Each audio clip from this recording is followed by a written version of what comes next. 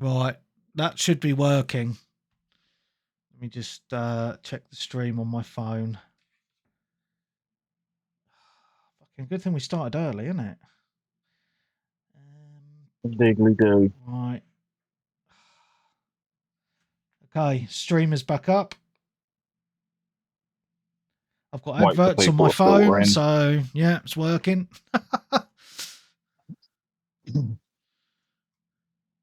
Right, we're back.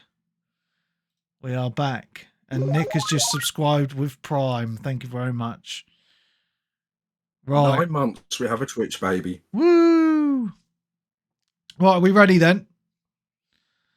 So we'll go Graham, Nick, then Darren, okay? Okay, so... And a 3, and a 2, and a 1. Hello and welcome to 360 Gamercast, episode 762. For Tuesday, the 27th of January 2026, I'm your host Mark Webb, gamertag Pearson ID, Steam ID, Webby 360G, and joining me today is... It's Graham, or GHAM Ox 14, and...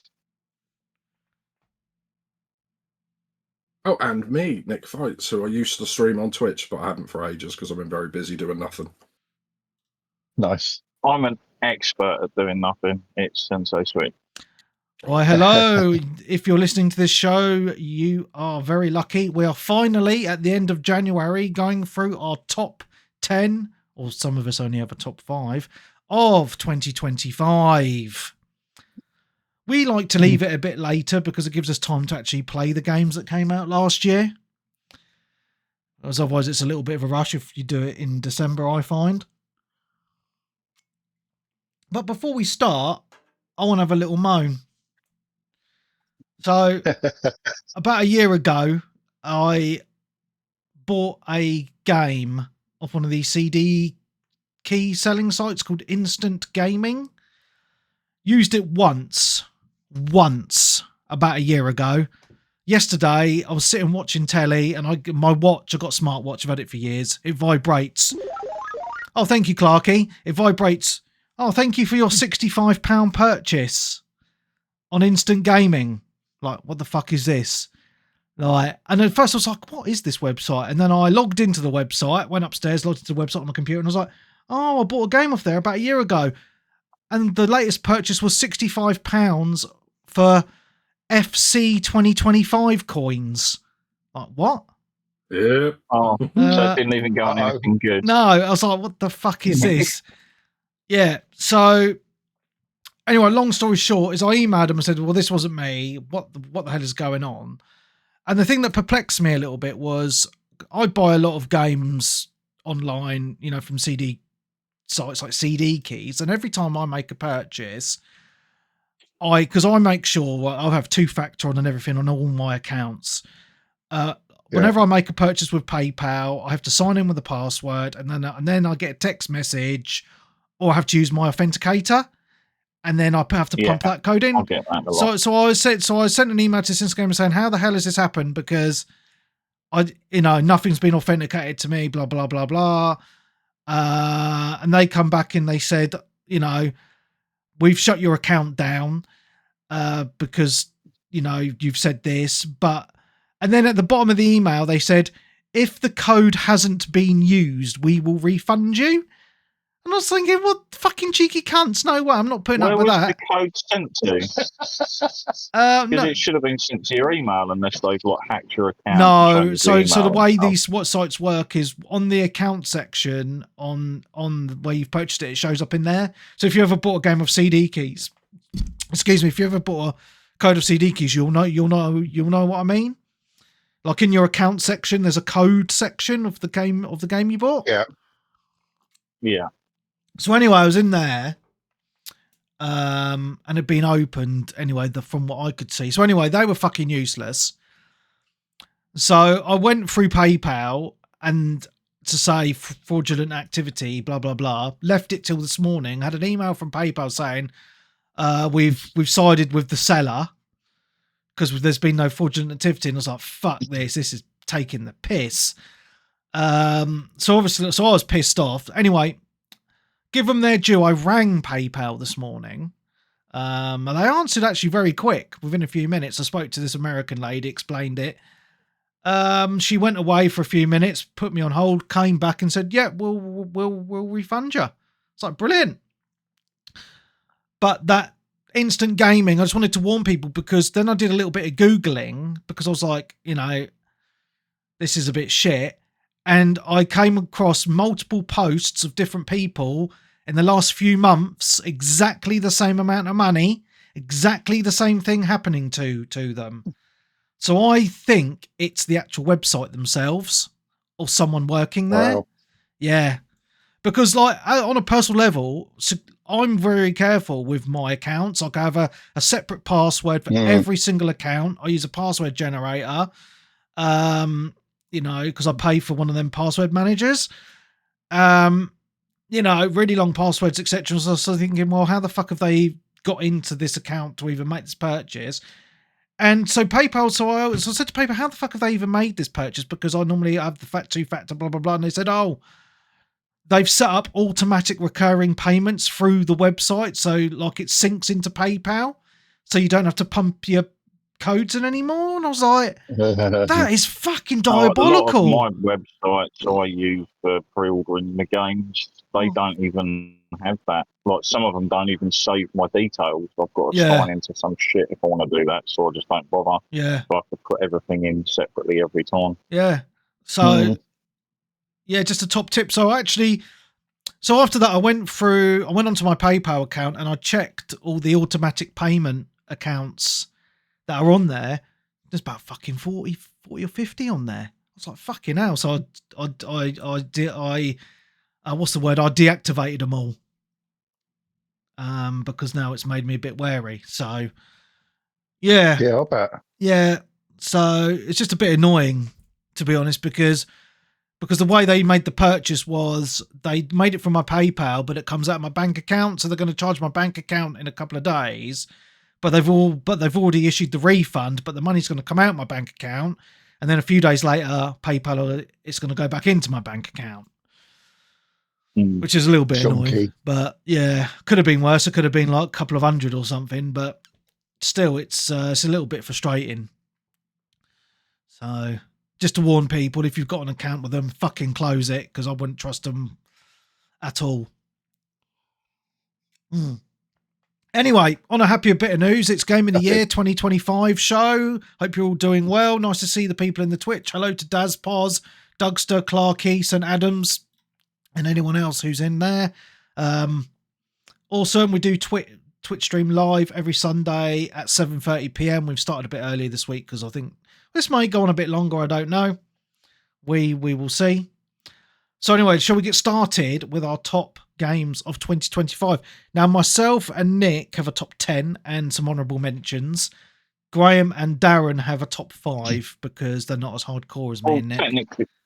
Well, no, I could technically have a top 10, but because I've got 5 honourable mentions, but I don't know whether they're like my top 5 are like the special games, and the other ones are like, oh, they're just there for the sake of it. Right. Okay. Kind of thing. All right. Well, we'll let you decide on that, Darren. Well, Graham and Nick talk their top games. How's that? That's go for it, Graham. Give us your top 5. I've probably only played 7 games that came out last year anyway. So what I've done is I've done a top 5. So starting in reverse order, at number 5. Yeah. I'm going to pick a game that I played, which I think everybody should pick up if they have VR, because I know it's on MetaQuest as well.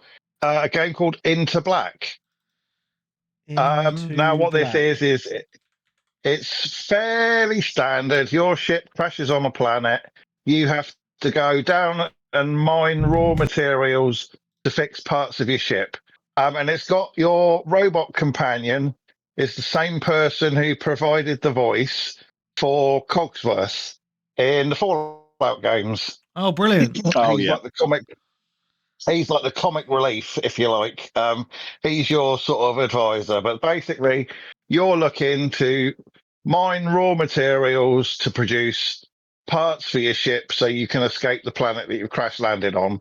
and it sort of plays a bit like Minecraft in space, crossed with something like Deep Rock Galactic, because you do get combat sections as well. Okay. It's a really fun VR game, and it's one of those where once you completed the mission, you can carry on playing and just play it open ended. It has a PvP VE mode, which I haven't played because I don't know whether this is cross-platform. I'm obviously playing on PSVR 2. But if you go into the matchmaking, it doesn't really find anybody else playing it, unfortunately, which is a little bit of a downside. And I did go back in and try it a couple of weeks ago to see whether there were more people playing it, and it just searches and searches and doesn't Oh, find. that's a shame. So I don't. Yeah, I mean, it could be good fun as a multiplayer game as well, because when you're playing it, you sort of feel slightly sort of invincible, because your character can jump really high because you're in low gravity, and you have an assortment of weapons and tools, and it's just really interesting the way it builds. Oh, And I nice. say it's probably going to be quite cheap on MetaQuest by now, but it's absolutely worth a look if you have access to VR, such as Nick. Awesome. It's added to my wish Definitely. list. Definitely very, very good. Right, so number 4. Shall I go to number 4 now? Yeah, go for it. Up to you, mate. Yeah. I have a game that I guarantee that nobody else has got on their list. Doom Eternal. Yeah, you're right there, mate. You're right about that, yeah. Now, it's a good game. The combat feels very, very polished. Technically, it's super impressive. Does it feel like a Doom game? I'm not convinced, because the problem with this game is you are encouraged, the way you play the game, to be very reactive rather than proactive when it comes to combat. Your sort of primary defense is you have like a parry mechanic. So bad guys are shooting missiles at you, and they color code some of them green, and the green ones can be parried. So if you parry them back, you can sort of open attack windows. But I mean, technically, this game is just phenomenal. The load times, it loads a level in under 4 seconds. You're straight back in. It does have the sections in between where you're flying your dragon, kind of like a over the shoulder, sort of almost like something like Afterburner almost, but obviously in the Doom universe. So it has those levels, and it also breaks it up with like mech levels where you're piloting these 50-foot tall mechs. And for me, they sort of It's this break Doom. It's not Doom, is it? It's not Doom. No, I mean, I played one level, or was it 2? Maybe 1 or 2 levels of it and deleted it. And it just felt it didn't feel like a Doom game at all to me. I didn't like the level design. I didn't like the feel of it, to be honest. It just didn't feel like the games I finished the campaign. Love. Yeah. I finished the campaign, and I got to the end, and I enjoyed it for what it was. Yeah. Would I say it felt like a Doom game? Probably not. But I just had fun while I was playing it, you know? That's fair enough, mate. You know, it's your top 5. If you had fun, you had fun, yeah. Still take the piss out of you, saying it's shit, but... Right, okay. So, number 3, again, I've got another game, which I can absolutely guarantee nobody has got on their list. Power Wash Simulator 2. And I am just addicted to this game. I can't stop playing it. A lot of people will look at it and go, no, I don't understand what's so great about that. But for me, this is like, it's like one of those, for me, it's like a cozy game. Do you know what I mean? Therapeutic you just put it on. Yeah, turn your mind on. Off. Yeah, you can have a drink on the go. You can have, a pizza on the side, and you take a bite of it, and if you put your controller down, you're not going to get sniped in the back of the head, sort of thing. Do you know what I mean? It is what it is. It's just It's a sort of you don't have to think about it type of game. Right, just give me 2 seconds, right? Clarky is in the Twitch chat saying Doom came out in 2024. No, I don't think it did. It came out in May last year. Did it? I'll just Doom Eternal, isn't it? No, what's it called? Yeah. Doom Dark Ages. Dark Dark Ages, Ages. Yeah, let me just Yeah. Yeah, it did come out 2025. I don't know what he's on about. He's talking shit, isn't he? It probably just Well, it feels was like last it year, came because out. technically we are like that is last year. I think it's it's last Yeah, we're in just- 2026 now, Clarky. Come on, Unfortunately, mate. Come on. Yeah. Did we say the wrong game name? We might have said the wrong game name at some point. I'll have to go back and check. Did I? Mate. Well, I don't know. Might have been me. Oh, maybe. Might have been me then. Sorry, I might have said Eternal by mistake, but I meant Dark Ages. yeah, I But anyway, think you did actually, Sir Eternal, Did I? maybe. That didn't Hey, come out in 2024, though. That came out in like 2020. Came out a long time ago. That came out in like 2020, I 2020, didn't it? think. Yeah. I think he said it just to make sure if people in chat were listening, they were. Congratulations. Oh yeah, and they passed. Well done. Well Yeah, done, mate. Well done, Clarky. Yeah, at least You someone's win a listening. game of your choice, and Webby's paying it with these coins. he Well, sent me. with all these fucking Patreons I'm losing at the minute, I can't fucking afford games for myself, let alone anyone else. Oh, don't know what's going on. Oh, no, I've lost loads this. Even this month, I've lost a bunch. I don't know what is going on. No episodes, maybe. Probably because we haven't done any podcasts. Yeah, we're back to normal now. But weird thing about Power Wash Simulator is my dad texted me the other day, right? And trust me, this is going somewhere. He texted me the other day and he said, because he obviously knows I'm a big gamer and that, and he sends me a text. He says, "Oh, have you heard about this game called Power Wash Simulator?" I said, "Yeah."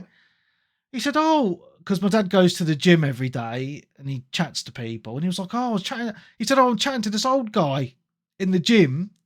He's going swimming." He said, "Oh, his daughter's the CEO of this company that made this Power Wash game." I said, "Really? What a small world."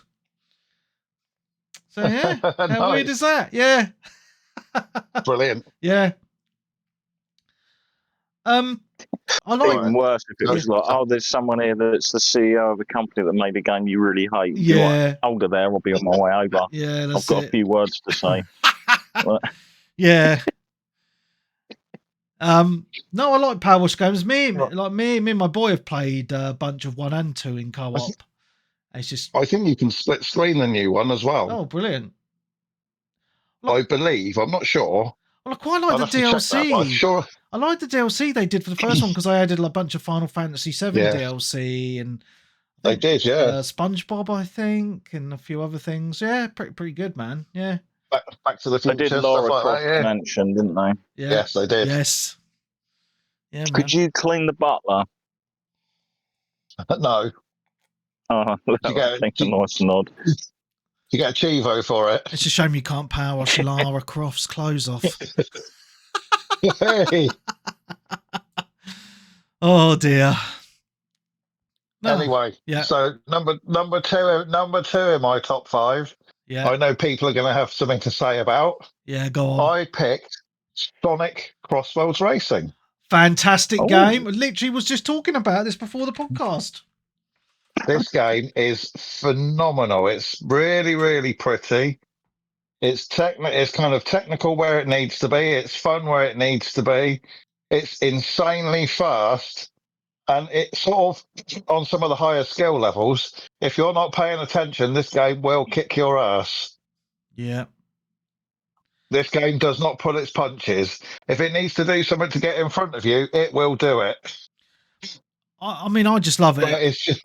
I think it's. Well, I was just talking about it before we hit record, and I was saying just before then that I really like that they've implemented up to 4-player split screen on the actual on the one telly on the game itself, because it's something you don't see on games these days. And I was saying, like, me and the kids and the wife are having a blast just playing this, and it just brings me back to those old school Mario Kart days on the N64. Absolutely. And like all the levels designs are really good. We've bought all the DLC. We've got the new Pac-Man DLC that just come out a few weeks ago, the SpongeBob DLC, and the what's the other one? Fuck, my brain ain't working now. There's 3 DLCs. Minecraft. Minecraft, that's it. Yeah, and they're all really, really well done. And I like how you do like a lap of the track, and then whoever's in first chooses, a stage from a random track, or just it does the random. And then at the end of a Grand Prix, you do a lap of each level you've done in that Grand Prix, which is really cool. Like the way it transitions. Oh, so good. It's really clever, isn't it? Yeah, it's really good. It's worth looking out for if you were waiting for a sale. It could be sort of cheap in the January sale somewhere. Yeah, but it's absolutely it's a serious contender for favourite kart racing game for sure. Yeah, I think it's a lot better than Mario Kart, and that's saying something because Mario Kart's been, the pinnacle of these sort of races for a long time, and we've had Sonic games like this before, and they just haven't quite hit the mark. But I think they've just done a really good job of this. 1, with the level design, 2, with the handling of the cars themselves and the variation of the power-ups. But what they've done by getting, characters and tracks from other franchises like Yakuza, Pac-Man, or say Minecraft, and various other games, like all characters that you know and love from Sega, and various other, mainly Sega, and I just think it's just so good, just so much fun. Even online, it's a lot of fun. It's just a lot of game there for your money. Oh, absolutely. There is a ton of content. Yeah. And the DLCs are reasonably priced as well, because if you buy them separate, they're only a $5 each. Or you can get the pass, but, I just think that's pretty good value, to be honest. So I'm glad to see it on someone's top 10 anyway, because it's really, really good. It's fantastic. Yeah. Yeah, it's got a lot in it, definitely. Yeah, it's just that old school, just fun. You're playing the game just to have that fun and nothing else, and it's just that pure old school. Yeah. As I say, I feel like I'm back in the golden age of playing the N64 and that, and playing the game then. And it's just a smile on your face the whole time you're playing it. And the customization of you can fully customize your kart, different wheels and layouts and stuff like that, and change your outfits, your characters and things. And I just think it's great. I really do. So I'm glad to see it up there for you, mate. Yeah? Yeah, absolutely. Worth a look if you haven't already. Yeah, for sure.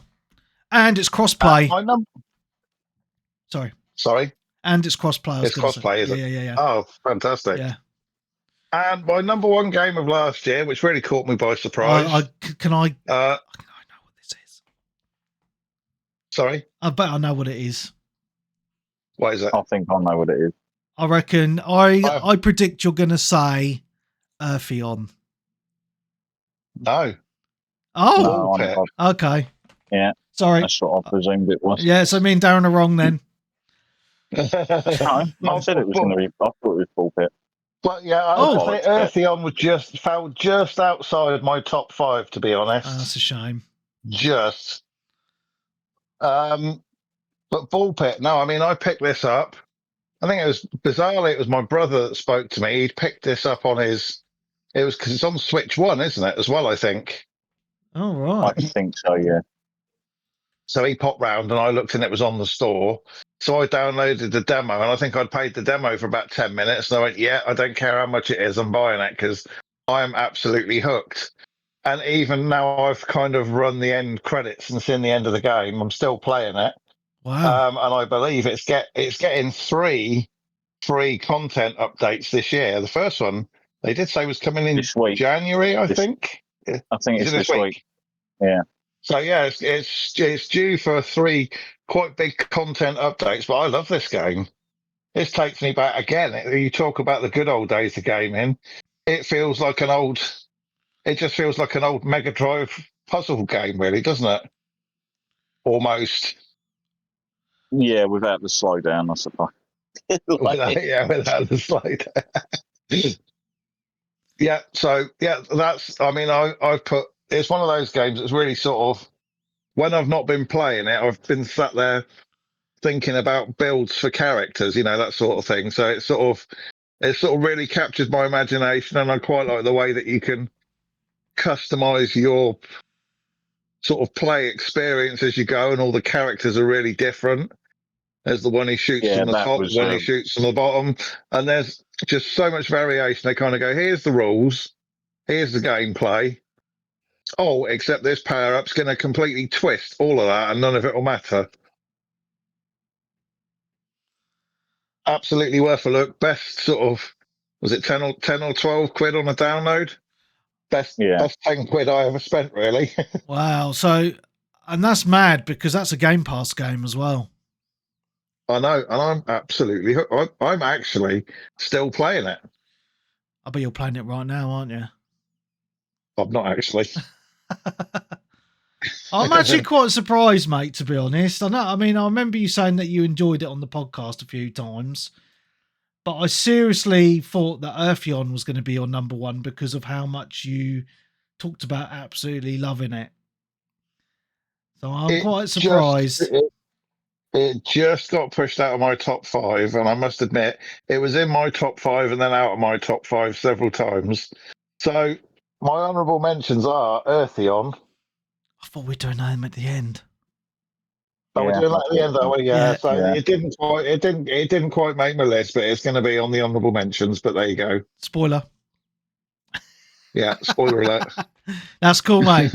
No, and that's me. Yeah, it was quite a different list, because obviously you look at what the few people have put in the Discord for their top 10s, and they've all been pretty much the same games, and your list has been completely different to all of them. Well, thing is, I haven't played a lot of games this year, really. No. Yeah, I know, mate. But there you are. Yeah, it's nice to have some variation, mate. It's pretty awesome, mate, to be honest. Yeah. Different. Yeah. Times. Yeah. Lovely. Over to Nick. Over to Nick for his top 29 or whatever he's fucking got.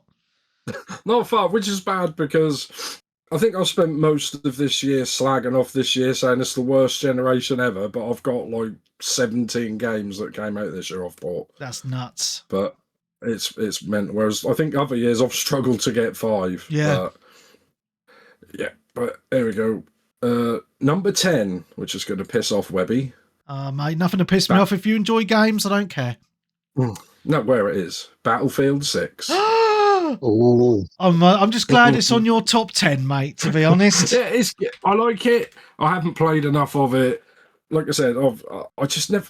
I play weird times, especially for multiplayer. Like I play most of my games between like 3 and 5 p.m. during the day when everyone's at work. Yeah. And when you come on, I'm either watching like TV with the missus or trying to make babies and things like that. So it's like but making babies don't last more than 2 minutes, mate. I mean, come on, you got loads of gaming time, mate. Yeah. Is that what I'm doing wrong? Is that why you've got 2 and I've got none? Yeah, that's it, mate. You know, Webby, can you teach me how to be a 2-pump chump? It's easy, mate. It's easy. It's easy. Yeah, it's easy. It's easy when you know how. Oh dear, shocking. Yeah. But yeah, I've only played it for like a couple of hours. I enjoyed it once I turned the sensitivity down because for some reason, because I got it on console, and for some reason it was just like really sensitive, and I had to like get AI to see how to change it because there's a lot of accessibility settings. And I played a few games. I'm like, yeah, it seems like, you know, how COD used to be, a little bit more tactical than like run and gun shooter, you know, and you can revive people and stuff like that. But yeah, would it be higher if I've played like 200 hours like you've played? Probably, but yeah, I haven't played it enough, so that's why it's 10. No, that's fine, mate. I mean, we might as well talk about it now because you know it's going to be on my list. I'm not going to say where. I've played 152 hours of it since it come out.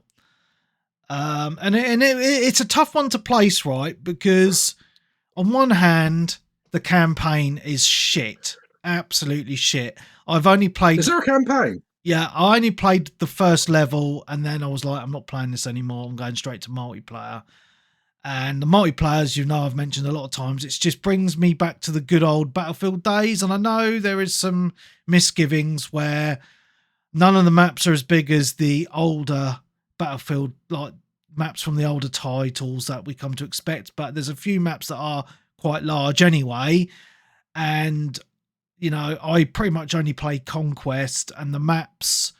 There's only one map out of them all, and this is saying something. There's only one map I don't like. I like all the others. I just enjoy playing them, and I've kind of got past the nuances of where the snipers are and stuff like that. And it's just that classic gameplay for me of Conquest, capturing the points. Pretty much I go in as an engineer 99% of the time because I like to take out tanks and stuff. I've gotten the controls for the choppers down to a T now, so I'm a great pilot. And it's just a fun times for me. The only letdown as well, I think, on it is I think the battle pass is really shit, even though I've completed it.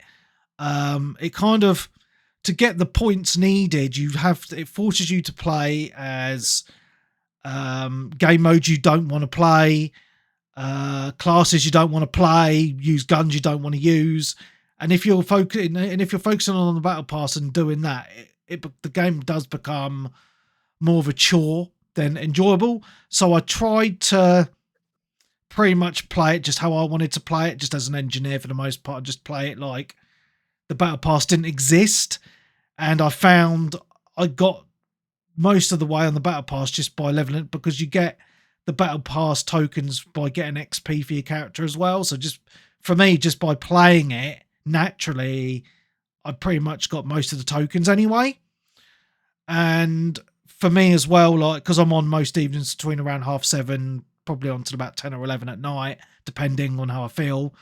You know, I went through a good solid couple of months where I regularly had one or two people at least who would join me most evenings. There was a lot of evenings where we had full squads of 4, and then a 5th would join, you know, and that guy came back to me of the old Xbox 360 days where, you know, you have more people in party chat than you could have on a squad. And I just love that feeling, you know, when you're in a full squad and you're all chatting and you're like, right, let's go to B, let's go and fucking take it, guys. And you're all going there, and you might all squad up in a tank or in a chopper, or you run in there, and it's just that fun time, you know. And I think they've done a really good job with that. The things, you know, the negativity on it though is the destruction's not as great as like Bad Company 2, but the destruction is halfway decent anyway. The graphics are great, the guns feel great, the movement feels great, and I think the maps are actually, I know people moan about it because the maps are quite small, but they're designed very well in my opinion, and they've got all those classic modes, and there is some new maps coming very soon as well. And one of them is Golmond Railway, which I fucking loved that map back in, I think it was Battlefield 3, I think. I'm not quite sure. Correct me if I'm wrong. So at least they're bringing back a classic map, and there's a new map coming as well. So they're keeping on top of the game, keeping it going. I'm just kind of like going to be ignoring now, Nick, the Battle Pass stuff, because I got the Battle Pass with the version of the game I bought, because I bought the Super Uber edition, but I won't be buying the Battle Pass going forward because I just want to play the game for the fun. And to be honest, because they're staying away from the silly skins like what COD has, like there's nothing in the Battle Pass that I've even used. So it's just pointless. I just play the game for the fun. I'm still playing it now. I was playing it this week, even though I finished the Battle Pass, because I just wanted to have some fun on a game of Conquest. So, yeah, it's a great game, and as I say, I'm just glad it's in your list, mate. I'm off for a few days this week, like Thursday, Friday, so maybe we can get some late night gaming. Oh, that would be nice. And you could tell me how to shoot people, because I'm very bad at this game. All right, we'll see what we can do. Right, so yeah, number 9. I think I talked about this on the last pod, which is a VR game. It's a Dark Trip VR. And I mean, it's in there because I played it, but only the first 2 episodes of the early access game came out last year, and the rest of it is out this year. But I think that qualifies if it starts last year, if the first 2 episodes came out. Yeah. And basically, this is, I mean, it's between this and Aliens. Yeah. Like, it was my VR game of the year. And this one won basically because it's just a lot more easy to play and more clever. And like the shooter games, whilst fun, I can only manage like 20 minutes, half an hour before I sort of get like a bit, I don't know if the word is like dizzy or You know, a bit of motion sick, not full on motion sickness, but because this one's a lot slower, it's like a lot easier to play, and you know, you could pick up and you could put it down, and then it's just like puzzle rooms and stuff like that. So yeah, that's probably my favourite VR game that came out last year. My favourite VR game I've played so far is Resi 4, but that came out like decades ago. Yep, so that's number 9. And number 8, which also could be a bit of a cheat, because I'm not sure which version this is, but it did come out in January 2025, is Virtua Fighter 5 Revo on PC and everything. Because I'm not sure how many of these... Is this like the Virtua Fighter 5... 20-year-old game. Yeah, it came out, I think, originally on PS3, but it came out... I think it's like end of January 2025, like another, and I think Virtua Fighter 6 is coming soon. I think it's, I don't know what it is with fighting games. They just keep re-releasing them again and again and again. I think I think you're really taking advantage of my rules here, Nick, of if a game comes out. Well, it did come out last year. Yeah, you can have it. I mostly played it last year. It has been rejigged and refondled. Yeah, it's all the characters and stuff. And then guess what? They said they did say it's coming out and it's in its full whatever version, and nothing's coming out until Virtua Fighter 6. And then within like 2 months, I started bringing out DLC for it again. Because I'm like, fucking typical. But yeah, I've been playing this with my mate online and stuff like that. And he's been playing this, like the PS4 version, for 5-10 years, because there's still like a Discord community of people playing it and stuff like that. And obviously with my Twitch name being Nick Fights, I'm really good at fighting games, of course, or button mashing, one or the other. But yeah, so Virtua Fighter 5, cheating out. Number 7, Ninja Gaiden 2 Black, which is another remake remaster thing. I think it came out early last year on Battle Pass. Okay. Which is kind of fun. I mean, it's kind of... I do like it because they made it not as hard as the older games used to be, so I can actually finish it. Because I think I originally played this on either 360 or PS3, one of the versions. And these games were just so hard and stupid. And they just had some, like, easier modes and stuff like that, so I could just play it. And yeah, they added difficulties to it, didn't they? Yeah, they added more difficulties, which is fun. Because if a game's so hard... 90% of people can't complete it, then what's the point? Yeah. Do you know what I mean? People say, oh, get good. But I haven't got time to get good. I've got a life. I've got other games to play. I've got bloody girlfriends. I've got so much stuff to do. Got babies to make. I've got babies to make. That takes, like I said, Webby said 2 minutes because I'm doing it wrong. But yeah, it's just fun. And it just, like I said, it felt old fashioned, like an honest 360 game, because it was. Yeah. Just a hack and slash, bit of fun, blood everywhere, good looking women with massive tits everywhere. And that's what you want, don't you? Too fucking right, mate. We've missed the massive tits. So yeah, that's 100% agree with you there, mate. Yeah. Number 7. Number 6, which I'm starting to regret even playing this game, but I did enjoy it for what it was. So Mind's Eye. I can't believe that's in your top 10. Because I finished it and I did enjoy it, but I've been since I've finished that, I've been playing GTA 5 again. This is better than Battlefield 6. Honestly, I've only played it for an hour, mate. That's an hour or two. That's what I'm saying. I can't. I've only played Battlefield a little. Even on the technical ability, I've got some games in my honourable mentions that I've only put like a few hours in, but I know that they're really well made and fantastic games. Oh, I've got games that I haven't even opened that I know are better than this, but I can't not. If I've completed it, it's done something right. Nick. I completed this for the podcast, Webby. I completed this for this show just to prove a point. It was 10 quid that I spent and 10 hours of my life I will never get back. Mate, you have this in your top 10. 5? Is it like that magnet game where you use the fucking rod and you got to navigate around the wire without touching the side? Cup and Ball is more fun. No, I'm saying I wanted to play something like GTA, and this game made me go back and play GTA 5 again. All right. And GTA 5 is 20 times better than this. There's just more detail, more going on. The cars are better. I think even the graphics are better. Obviously the PS5 version, but I completed it.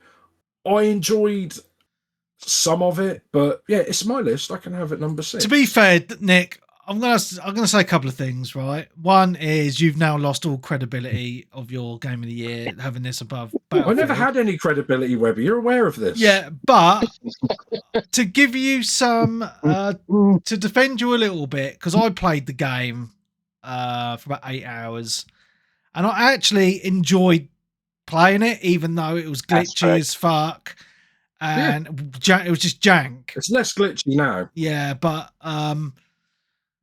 I never got any of the updates, nudge, nudge, wink, wink, so I couldn't actually finish the game because I got like on a bit where it just couldn't get any further.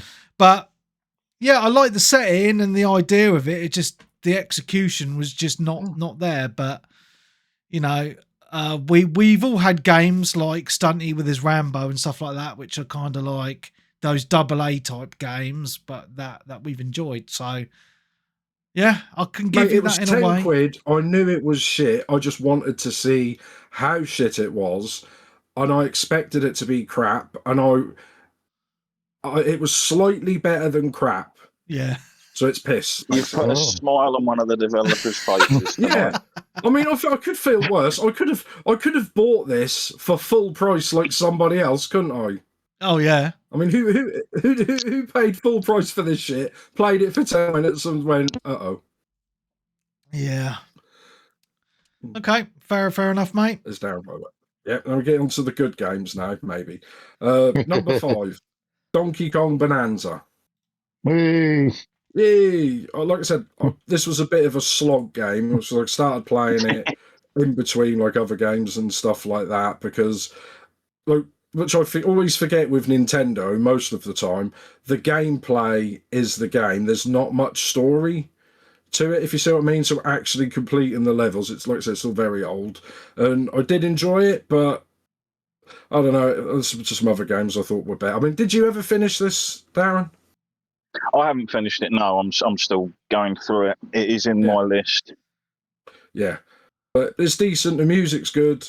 Like I say, the graphics and the gameplay is fun. It did intrigue me, like I said when I finished it, that spoilers for it, the ending that you come out at New Donk City, which is Mario Odyssey, the same level as that. So I don't know if that's just a little Easter egg and that's that, or they're gonna start doing some kind of multiverse with Nintendo games. I don't know. I think they haven't said anything.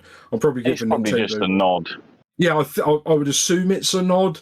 I just like the idea that some of these games, you know, if they make another Mario game, like, and they sort of link them up slightly, which would be fun, or are they just gonna link them all up and then release another Smash Bros? Probably that, but yeah, it's a decent game, which I got from. I imagine she'll end up in Mario Kart next as a DLC racer or something. I think she's already in it, mate. Oh, I can't remember. Yeah, because she was in Mario Odyssey as an older woman, Pauline. She was the older woman, singing woman. Yeah, I don't she's know. Younger. I can't remember if she's in Mario Kart yet. As the kid, rather than... I don't know, man. I can't think if she's in it or not. I think she is, but... Anyway, you keep going. Number 4, another Nintendo game, Mario Kart World. I said I've just been playing this multiplayer. You fucking with, what? You can't be Kart fucking having this above Sonic, mate. I mean, come on. This is the old school days now, isn't it? Sega versus Nintendo.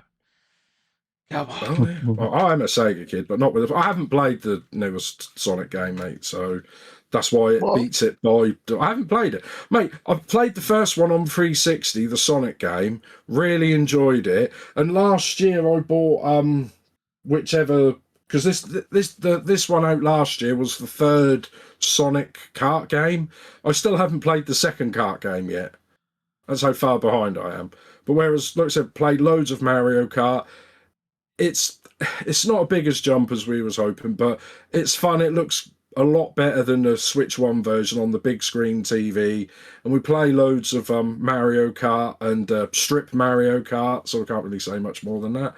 But it's the open world stuff's a bit What disappointing. the fuck? I've heard they've added a lot of stuff to it to make it a bit more, you know, it was more of a gimmick when it first came out, so I haven't done a lot of the open world stuff. But yeah, it's just a good Mario Kart game. So I mean, it probably shouldn't have been 70, 80 quid, but what can you do? Nintendo tax, mate. Yeah, pretty much. And we're getting to the good stuff here now. Number 3, Claire Obscure Expedition 33. Oh, I'm Ooh. glad it's on your list, mate. Only I 3. figured it would be, Yeah, but not that high. but this game, it could have been first for just how the love-hate relationship I had with it, how I loved the game, then I loved the music and the graphics, and then it pissed me off for a week, so I uninstalled it, and then I reinstalled it. I must have uninstalled and reinstalled this like 4 times in the amount I was finishing it. And obviously because I didn't read one box of text in the first hour of the game, I forgot to equip anything, so I made the game so much harder for myself. So I got right near the end and couldn't beat the game. Are you a cutscene skipper as well? No, it's just the text. To be honest, mate, I don't know what it's just me being, I played all the games. I don't need to read the tutorials. I'm a professional gamer. I'm on a podcast. I'm on Twitch. Hang on, let me just Google how I do this again. And that's how I play games now. But it's just a weird way of how they did it. You could tell when you read, and a lot of other people I know through Twitch, who played it, did the same sort of things as me, and I had to keep going online. That's the only, if you call it a negative, I think you did as well, Webby, have to go online for a bit of a walk, for a bit of a guide, just to, well, where do I go? How do I do this bit? And you're like, oh, righto, got it. And that's what annoyed me, because I don't like doing that. Well, to be honest, I use a walkthrough for pretty much every RPG I play just to make sure I'm mopping up side quests and so you give me shit stuff anyway. because However, I'm annoyed it hasn't got a map that you've got to walk through. Hang on a minute. However, I'm not the one who I'm got lost walking through the levels, mate. Oh, fucking everyone got lost. I've seen loads of people get lost, mate. I think it was such a well-designed game, but I understand your frustrations. However, I love the idea. I think it was almost brilliant. Some of it's your own fault for not reading the text, because that's the whole point of an RPG is to read the fucking story in the chat. Well, no, why tell me something I can do in the first hour, but I don't get enough experience points to do that for another 5 or 6 hours? They should have told me later. You need a notepad. But then we criticise games that keep the tutorial going for ages as well, don't we? So we can't win. No, if it had a map, it would be number 1. Yeah, I think it did need a mini map for the more mini maps, yellow paint, yellow dots, waypoints. Everything. I've even heard someone in a podcast I know on Kev on Mature Gamer. He just wants, he plays games, some of the Persona games, and what was it, Metaphor Fantasio, where you could just press auto battle and it just automatically does the battles for you. Yeah, but people moan about that, right? But I remember Final Fantasy VII on the PS1. You could press the R1 and L1 together, and it would bring like a little finger above Cloud's head and little red triangles for the for where to go, like for the ladders you could climb and stuff. So that those helpful hints have been in games for even then. If you think, years. where do I go? Yeah, it is nice. It's like anything. IGN, a lot of Kotaku and that complained about this like 4 or 5 years ago. Like the yellow paint and too much hand holding, and I think it's like the pendulum effect. They've just gone slightly too far the other way in some games, and eventually we'll come back to the sweet spot again. But I mean, I really liked Claire Obscure, mate. Obviously, it's going to be in my top 10. Yeah. Another great win for Game Pass. I know I've been slating it recently, but it was really good to have this on the service to play, and it just because there's something that's been missing, these turn-based RPGs, because a lot of franchises like Final Fantasy have kind of turned away from it into more action-heavy battle systems. And it's something that I personally have been missing, is that traditional turn-based fighting. But with a game where has a really great story, the chapters are set up really well, and again with the story, had a lot of surprises. Like there was the end of, I think it was chapter 2. I was like, what the fuck just happened? Oh my God, I can't believe they Where just are we did that. going from here? Yeah. And but the way they designed the map itself it reminded me of an old Final Fantasy, because it was kind of like, you know, you're like a big person on this smallish, like, you know, the way they scale it, you can see yourself and you're running around this overworld map, and then you got to go to the next area. I miss those type of games like Final Fantasy 6, 7, 8, you know, all of that, and the battle system that just gave me all those memories again. And I think they designed it really well, and I think it had a really good story behind it. The developers were huge fans of the old Final Fantasy games, so that's where they took a lot of their inspiration. No, you can see that 100%. And yeah, I just hope the same as you, Webby, that a lot of other devs look at this and thought, people do like these games. Let's give them these games. Don't just give them the same games we've been trying to force down their throats for years. Well, the issue with it is the reason, as far as I think that Final Fantasy has tried to go a more action route and everything, is they're trying to appeal to more people. Yeah, but the people they try to appeal to aren't going to buy their games no matter what, are they? Yeah, this is why I think, as great a game as Final Fantasy 16 was, there were loads of people that didn't bother with it because it wasn't turn-based. Yeah. Yeah. And obviously, looking at it like that as well, 15 suffered pretty much the same fate as well. Mm. It did reasonably well, but they tried to market it to more people, like, oh, look at this, like, cartoon that ties in with it, and a film, and all this other nonsense, which kind of made it convoluted, and you had to try and pay attention to everything to get the full story. And unfortunately, the actual sort of gameplay, for me at least, anyway, it fell short. Yeah. Especially the magic system in it, I thought it was arse. But this is where Claire Obscure did it well, right? You know, they had a really good battle system, as I say, really good story, good world map, but just a great RPG overall, which gave you the modern graphics with the old school feels, and that was just a perfect mishmash for me. Yeah. Well, it's almost what you want with things. We've always said before, haven't we? Like, certain games feel like they've come out too early. Yeah. Or it's like, oh, we just want this type of game again, but just give us the new visuals over the top of it. You just have it play exactly the same as it is, but just give us that new visual flourish over it. Yeah. And when games do that, they surprisingly do very well. Yeah. And when games kind of veer off from that, they don't do particularly as well. Because like, even you can look at like the Final Fantasy remake. There are people that love those games, and there are people that are like real diehard fans of the original game that don't like the new direction that they've gone with because they're messing with the story and stuff. Yeah, I get it. And the battle system's completely different. Although you have got some good options there to give it like a kind of turn-based feel to it. Yeah. Yeah, for sure. But no, I think, Nick, I'm glad Claire Obscure's on your list. I think it's a worthy game to be on anyone's list. It's, I mean, for me personally, it was a great experience. Yep, so number 2, and this might annoy you, but I don't care, because I enjoyed it better than that, even though it had some issues. Atomfall. What? The fuck? Ooh. What? Yeah. What? Yeah. Atom balls. I like that. Atomfall. I liked it. I completed it. I enjoyed it. Like, my second favourite. Yeah. It came out March last year. Oh, did it? Yeah, another Game Pass game. Yeah, I remember playing it and thinking it was jank, but mate, it's your list. It was. This was itching the where is my new Fallout Oblivion but with game. None of the fun of Fallout in it.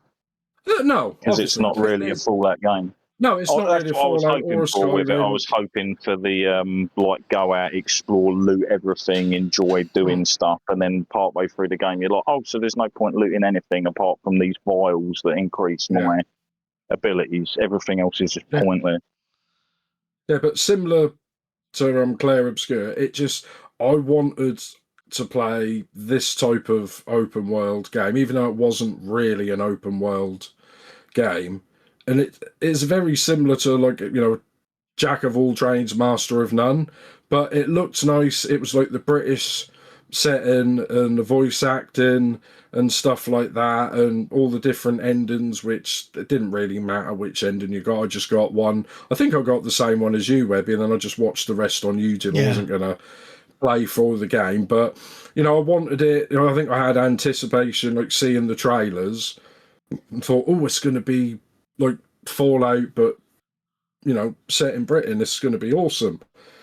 And even though like the guns were okay, they didn't do much damage, so I just ended up smashing everyone in the face with a cricket bat. So that always seems fun. As you do. But yeah, I enjoyed this. Start to finish. That's what I'm saying. A lot of these games, I enjoyed them, even though I know they weren't brilliant.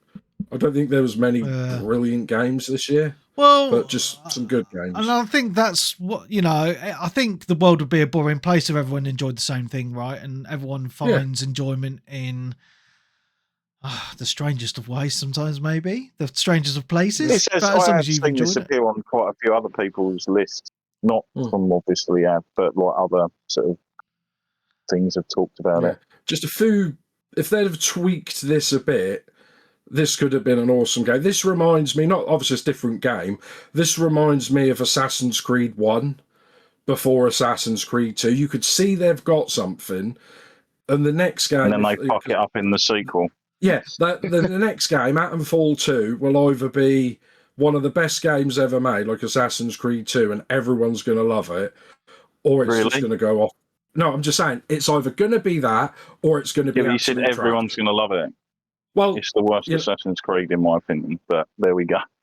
What the fuck? What the best Assassin's Creed? Assassin's Creed 2. I fucking hate it.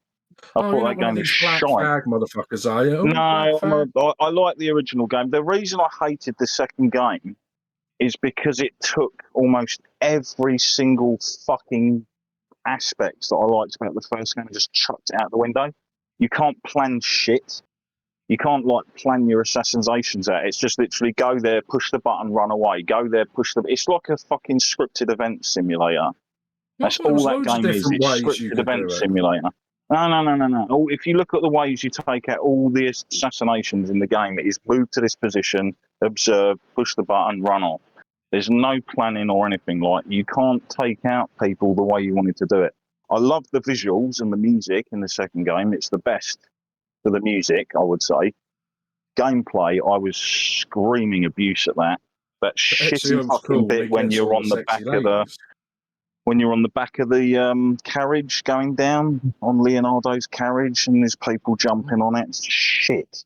The bit when you're going across the boat with the woman on the canal and she's being sniped at and you've got to run up along the rooftop. Shit. Fucking hated that game. Sorry about that, but well, that's Poz's on my side. I hate Assassin's Creed 2. What? Yeah.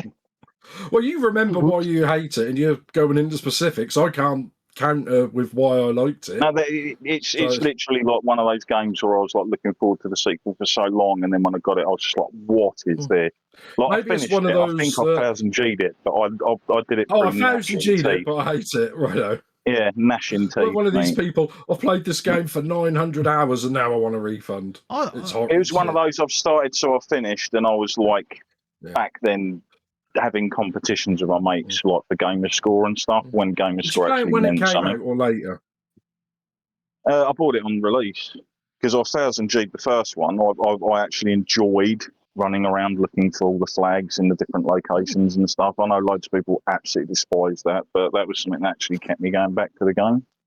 Maybe it's when you, as I know you said you played it, I haven't gone back and played it again because, they released another game every year for the next 10 years, so you didn't have time to go back and play the other. So I think it's one of those, if you go back and play Oblivion, and in your brain, Oblivion plays exactly the same as Skyrim, or you go back and play it and you're like, what the fuck is this shit? Or even Oblivion Remasters junkie is fucking it.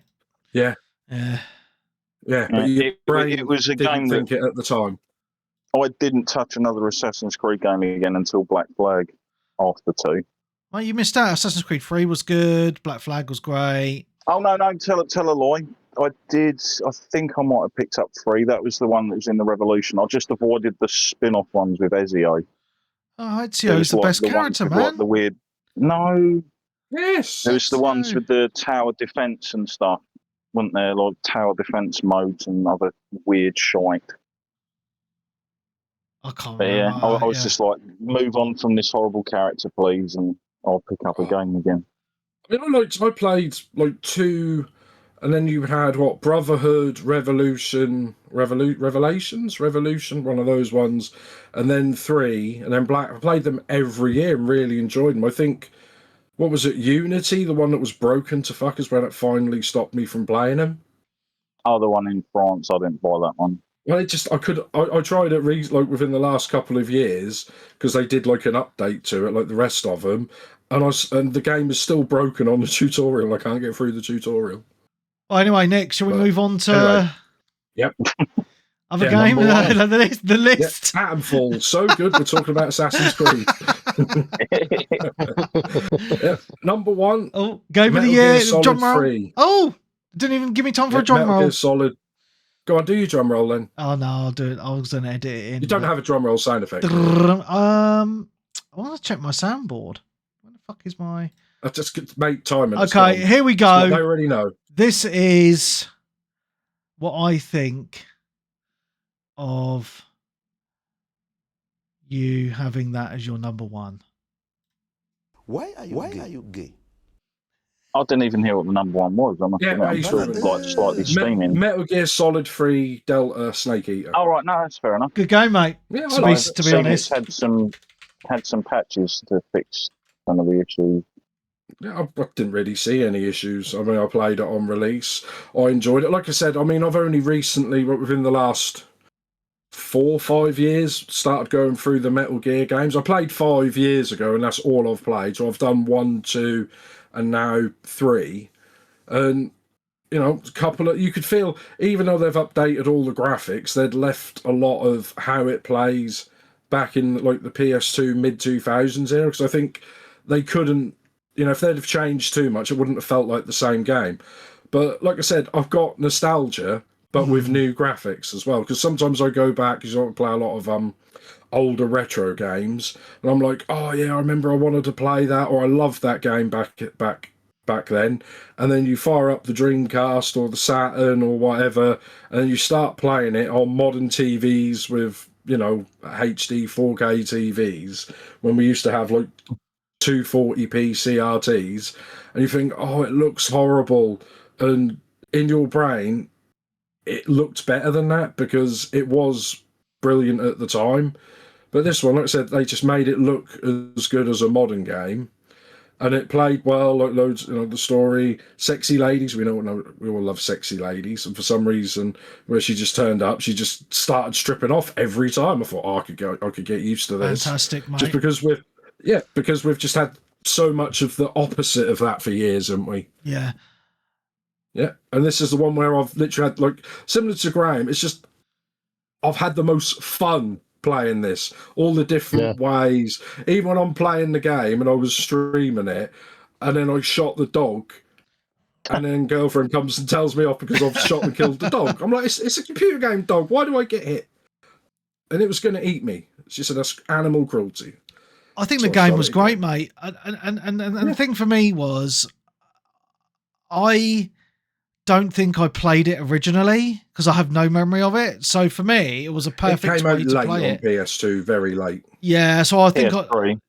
Oh no, it's PS2. Sorry. Yeah, so I was PS2, a very late. hardcore Xbox kid then. By then on the OG Xbox, so I don't think I ever played this one, and I absolutely loved it. I thought, you know, I think it came out the same year as 360, like 2005. So if you'd have got your Wow. 360 within, I think this came out, I'm pretty sure, the same time as 360. So obviously you weren't going to go back to your PS2 when you've got your No. new shiny, would you? no, of course not. But no, I think it played great. I love the graphics looks, they're stunning. But again, as Darren just mentioned earlier, was, you know, sometimes all you need is that classic gameplay just with updated graphics, and Yeah. it just had that No perfect battle mesh passes, for me. no crap or nothing. Yeah, it wasn't mega long as well, which I like. Just a nice experience, really good, you know, levels.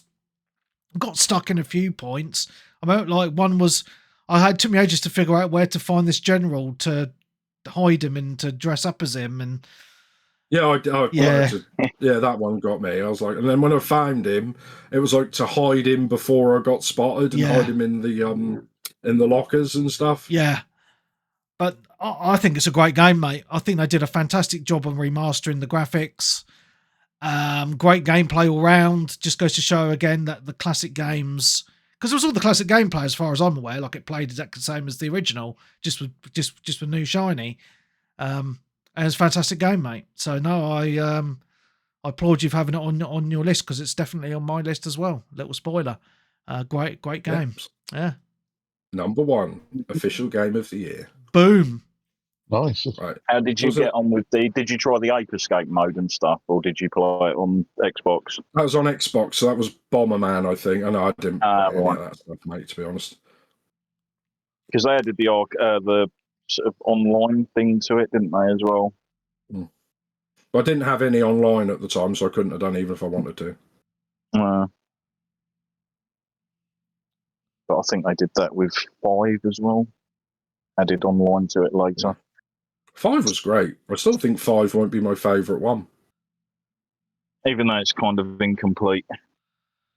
Is that the one where you parachute the stuff up into the air and you build your base? Yeah, the people and that. Oh, I love that game, man. That was so good. Anyway, Darren, we're on to you now, mate. I could do a top 10, but I'm just going to do a top 5, and I'll just chat about the others in the honourable mentions section. Alrighty, mate. No worries. So my number 5 was Donkey Kong Bonanza. Oh, you had it on your Exactly, list as was well. next. Ooh. Just a really well-made, fun game. Just full of that Nintendo charm and enough sort of content and stuff there to sort of keep you going. Yeah. I think we sort of like mainly covered that. Yeah. Can't really go much more into it beyond what other people have said. My number 4, Ball Pit. Oh, I'm not surprised it's Graham on your list basically somewhere. said it all. Yeah. Yeah. Just such an addictive, fun game that there were times when I had to tell myself to not put it on after a certain time of night, because before I'd realise it would be like an hour past when I wanted to go to bed. Because it's definitely got that just one more game go flavour to it. Again, just what starts out as you think it's going to be a simple game, it just doesn't. You've got loads of different levels that have different challenges on the levels per se, with like the enemy types that appear.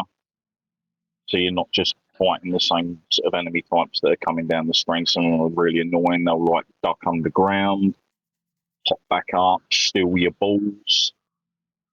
They're really annoying, those ones. Angels. It just looks like every one of those like adverts for shitty games when you're in apps and stuff. It just looks like that. It doesn't need to look fantastic. Yeah, that's another thing to its charm, I think. Yeah. I think I'm just saying, because I've seen so many of those types of games. Anytime I see something like this, I'm just thinking, nope, I just can't be bothered. Yeah.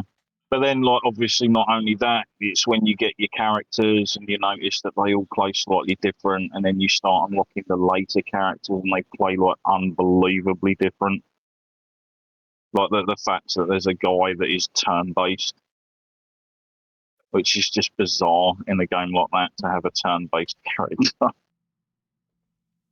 Crazy. And yeah, we're getting it's got really good music to it as well, I'll say. Like, because it knows it's a game where you're going to be playing it over and over and over a bit, and certain music, you don't want annoying music stuck in your head. Yeah. But yeah, the base building bit was fun and enjoyable.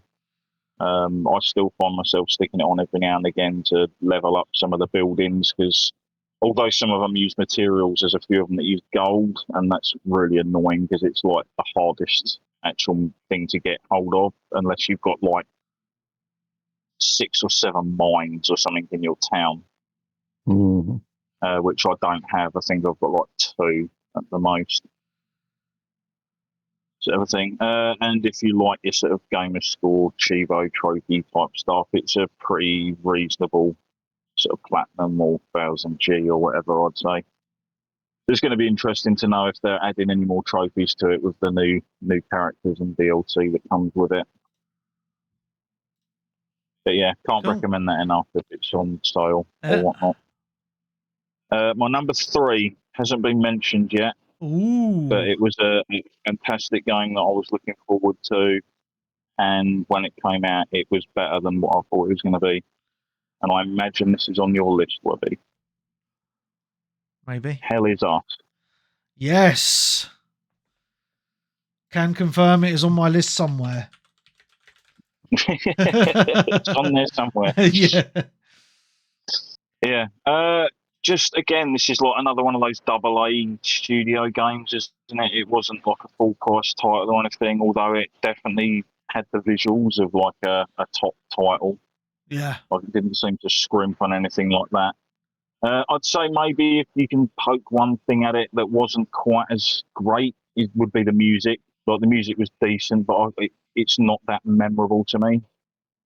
Yeah, that and the It only had some weird haunting sort of stuff to it, didn't it? Like the soundtrack's very haunting and weird and ominous, which it's supposed to be because the whole game is very unsettling. This is probably one of the most unsettling games I've played. Yeah, and I'd say the other negative, Outside Darren, of, like, is horror. there's not a lot of variation in the enemies either, is there? No, but I'm not too bothered because sometimes you'll get those type of games where you get like, oh, this is a fun enemy to fight. I like fighting this enemy. This enemy's really fun. This enemy's really fun.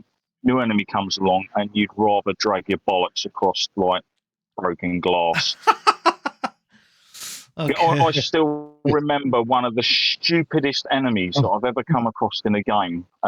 Back in the day, what was that game that was by the developers of? Oh God, it might have even been the Borderlands people. Bulletstorm, I think it was called. Oh yeah, I remember Bulletstorm. And the whole game was like you run around, you rack up all these multipliers, and you're supposed to be going for headshots all the time because it gives you the best score. And then in the game later on, it introduces an enemy with like a skeletal head that I remember that flinch their head whenever you go for a headshot, and it misses every time. Fucking irritating. When I got to that point in the game with them, I was just like, this is stupid. Like, fuck this. And I never went back to it to finish it because it just made the game so unenjoyable. Because it was just like you're so used to playing it and enjoying yourself, racking up all these, and you pick up like sniper rifles and that, and you're like, yeah, headshot, and then just flint doesn't hit. Thankfully, there was no enemy like that in this. No. Like, I suppose the biggest variations is when you get like the weird versions that have kind of swallowed the aura that you have to basically hit, and then it comes out of them. Yeah. And then you have to take that out to make them vulnerable to hit. But yeah, I thought the combat, loads of people were thinking, oh, it's like a Souls-like and stuff. And it's not really at all. No. It's more sort of just like I suppose it's almost basic, the combat, but there is like a skill to it. Yeah, because you can send your drone out to distract the enemies, is one of the things, that I like to do. Yeah, and you've got the pulsing as well after you kill an enemy, so you can get some health back if you've taken some damage, and I think stamina as well you can get back. Yeah. And you've got the different emotions as well, haven't you? Because your weapons you can infuse with different emotions, anger, fear, and all that kind of sorrow, etc. And all the weapons play reasonably different, but it was the story and the world that kind of pulled me in. Yeah, same, 100%. Like as horrific and terrible as everything that's going on was, it was super interesting. Yeah, for sure. And the characters were really well done, sort of like quite human in ways as well, in like how fallible they are and stuff, like the mistakes people make and people signing up for stuff they don't necessarily really know what they're signing up for, etc. Yeah, and it pulls no punches. With what people can do to each other. It's like people getting tortured. The and horrors stuff like of war. Yeah. Raped, everything. Yeah. Like it's all there, Yeah. sort of a thing. Whether or not this was actually inspired by some of the stuff that was kind of going on in like the parts of Europe at the time that this was being made, I don't know, but it wouldn't sort of surprise me. And it's done in a very weird way as well. You're kind of being interviewed by, it's almost like X-Files-y. Yeah, I know. Yeah. By this weird guy who, is he human? Is he not? Doesn't look it. No. Kind of thing. And you're basically being interrogated under truth serum to basically tell him the story of how, because you're originally just basically looking for your parents. Yeah. That's basically the start of the game. It's just like, look for your parents, off you go. That's it. Yeah, because it's set And in this game's famous for having no direction, no markers to show you where you've got to go. It's all down to your discovery and you working out everything. Yeah, because I quite like the premise of the game because it's set in a war-torn country that's cut off from the rest of the world. So your character has to sneak into the country because people that are in the country can't get out and no one external can get in. And I just kind of liked that story. And as you say, like the exploration was kind of key for me as well because there is no direction. But it's one of them games that Nick would hate because you actually have to read the conversations to know where to go. And it tells you like very early on in the game, it gives you an example where you find this person in the basement of this house who's kind of a merchant and they're like, follow the, was it the chimes or the lights? Wind chimes. The wind chimes. Follow the wind chimes to get. Put them up for my kids to help them to get home and stuff like that. Yeah, so then you go out in the woods and it's kind of a maze, but you're following the wind chimes and you kind of get where you're going to. But if you go off the beaten path, you could find some secrets though, which I quite like. I like to read. I read books. You need to read your games more, mate. Nah, I'll wing it. But no, I think it's kind of one that I think Hell Is Us will go down as one of those hidden gems of 2025 because I don't think it got the love that it deserved, to be honest. But it is just a fantastic game. I know most of the people that have played it enjoy it, but it's kind of one that I've mentioned to a lot of friends, and they're like, "It sounds really cool, but I'm playing a lot of other games at the moment." Yeah, it's a shame, really, isn't it? So I think they've got it wish listed and stuff like that for price drops for them to pick up eventually and stuff. And I'm kind of like, no, this is a really interesting game, and for the type of game it is, I haven't played many games like that before. Yeah, for sure.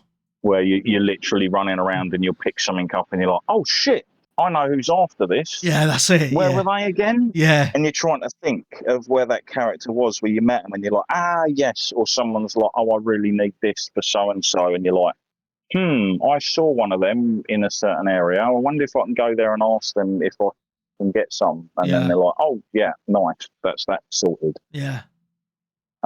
But yeah, it's just another one of those things where you're just kind of like, oh, this is getting better. Things are looking up. And then you get to the next day and you're like, what the hell has happened here? Oh, my days. Yeah.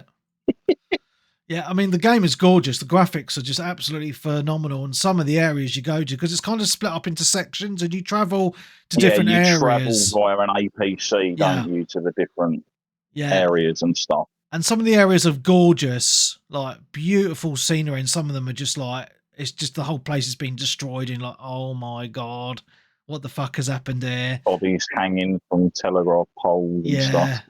Yeah, it's pretty messed up, propaganda man. Some of the areas. Yeah. No, it's a great game though. I think they did a really good job of conveying that horror of war theme because it doesn't pull any punches, as you say, but the story, as I say, is really interesting. The combat is fun. Graphics are gorgeous. It's definitely a game of 2025 that I recommend to everyone to play.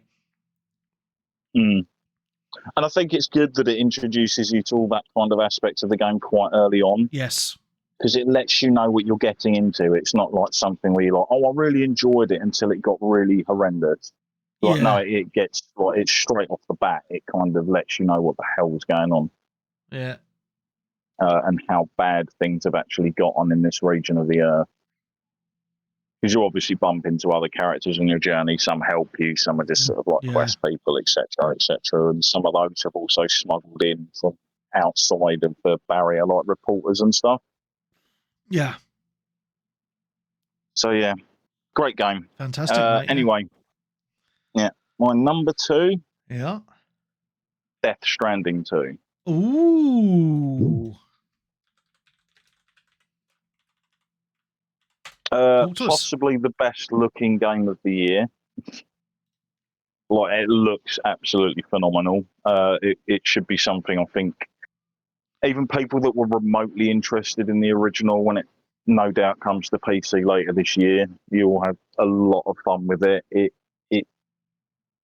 avoided kind of like the Sony trope of sequel not living up to the original. I think this is better than the first game. Like, it's just it eases you in easier. You get access to things quicker, and it just feels more refined. The characters are weirder. The things that happen are just batshit sort of a thing. It's like he's really having fun with it. Old Kojima. The music's top drawer as well, just like the vistas and things will go across as the music kicks in and stuff. It's like he knows exactly what to do and how to trigger certain emotions in people when they're playing. Just like a really, really well put together game. It's just a shame about another game that came out this year that kind of just wasn't really going to get caught up to. Just a quick question, mate, from Dazpoz in the chat. He says, can you play Death Stranding 2 without playing the first one? Yes. Oh, that's good. Yeah.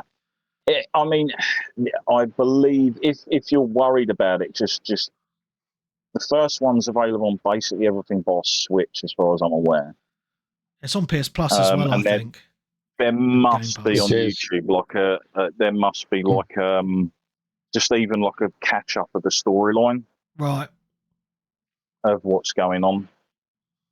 Like, in fact, it'd probably be good to see if you can find like a combination of all the cutscenes from the first game to watch, because they're really well done in that as well. They are, yeah.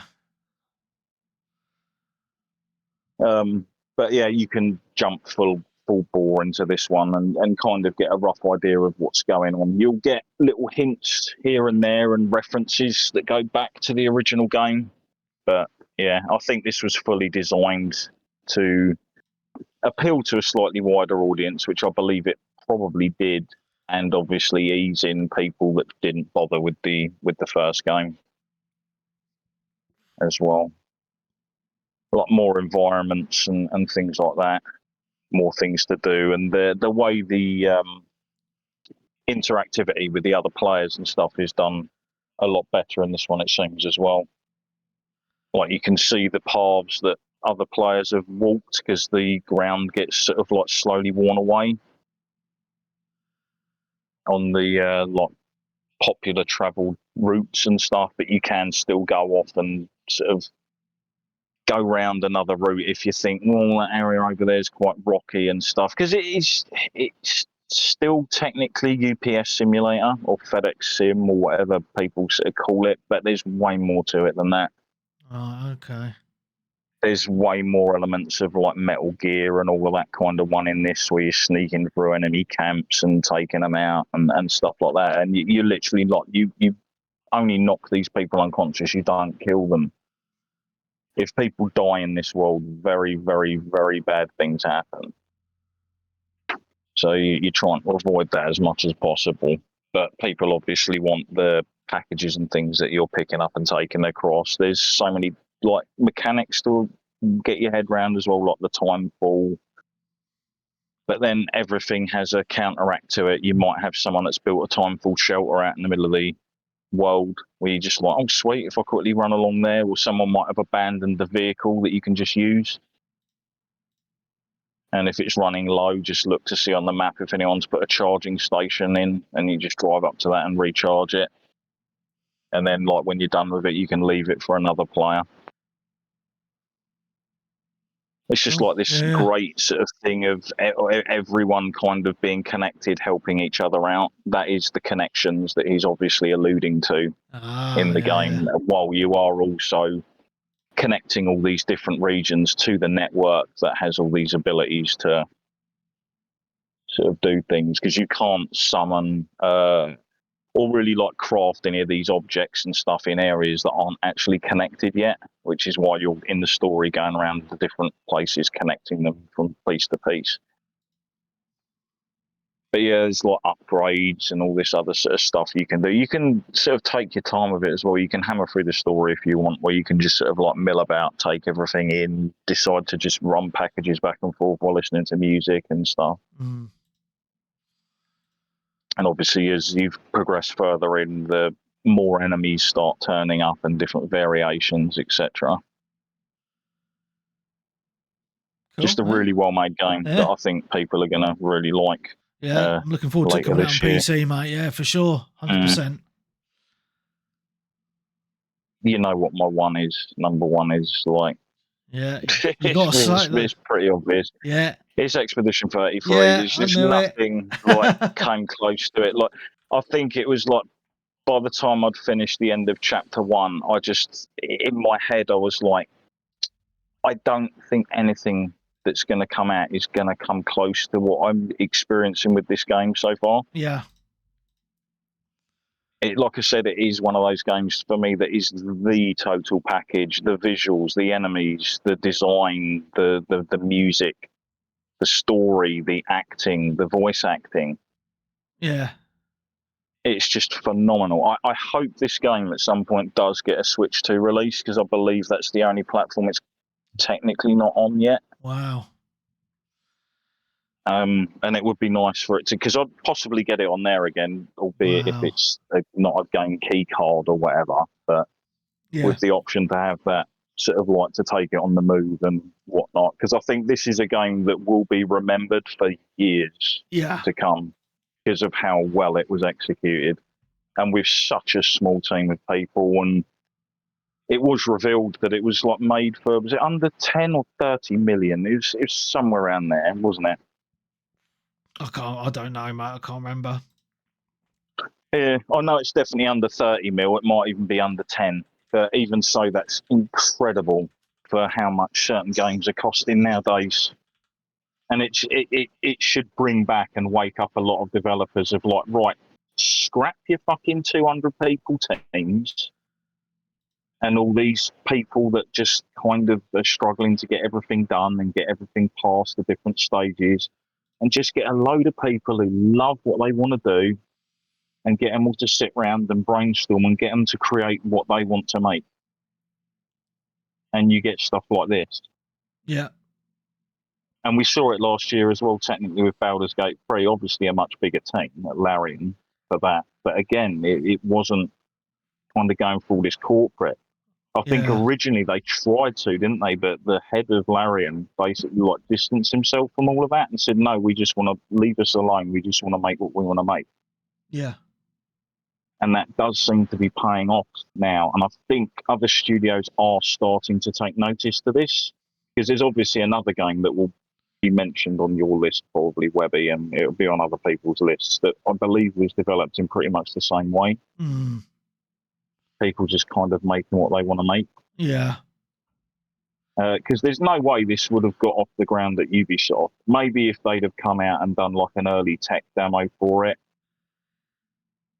and sort of explained, look, this is what we want to make, and they just showed it off, then yes. But I think if they were actually like pushing it as an idea for them to move forward with, they'd have probably been like, nah. Yeah. Cool. But yeah, I can't praise the game enough. It's just absolutely fantastic. Awesome, mate. Cool. Mm-hmm. I guess it's my turn now. Indeed. Well, I've got a few games on my list that people haven't mentioned, actually, so that's quite nice. I like it that we're all a little bit different. Right, number 10. I think I've got to have a few surprises that people aren't going to be aware of. And number 10 hasn't been mentioned by anyone yet. And I absolutely love this game. I thought it was great. Big props to Turner and Sly Almond for mentioning this in the Discord and getting me to play it. Dispatch. Avowed. No. Oh. Dispatch. Avowed. Fuck that, mate. Okay, now who do you think I am? Sorry. I absolutely loved this game. It was fantastic.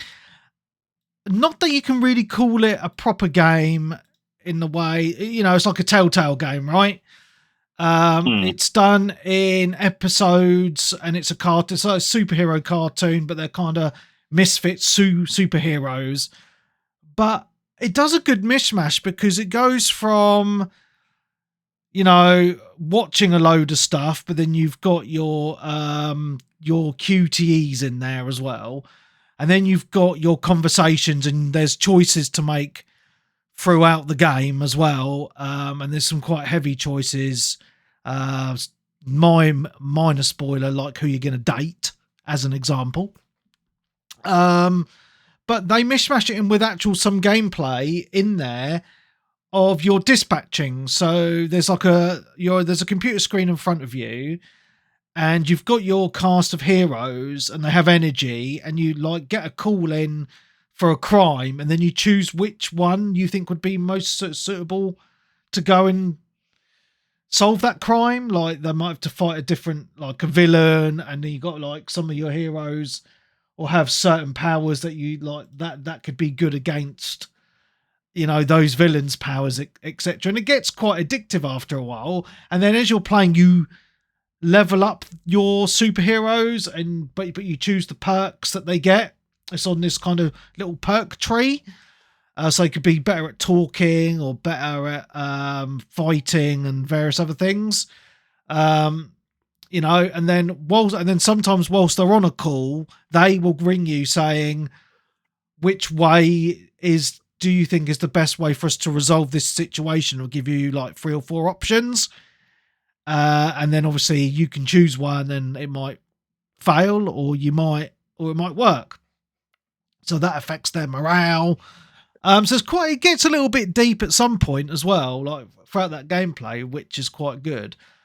But what kept me going is I thought the characters themselves were really well done.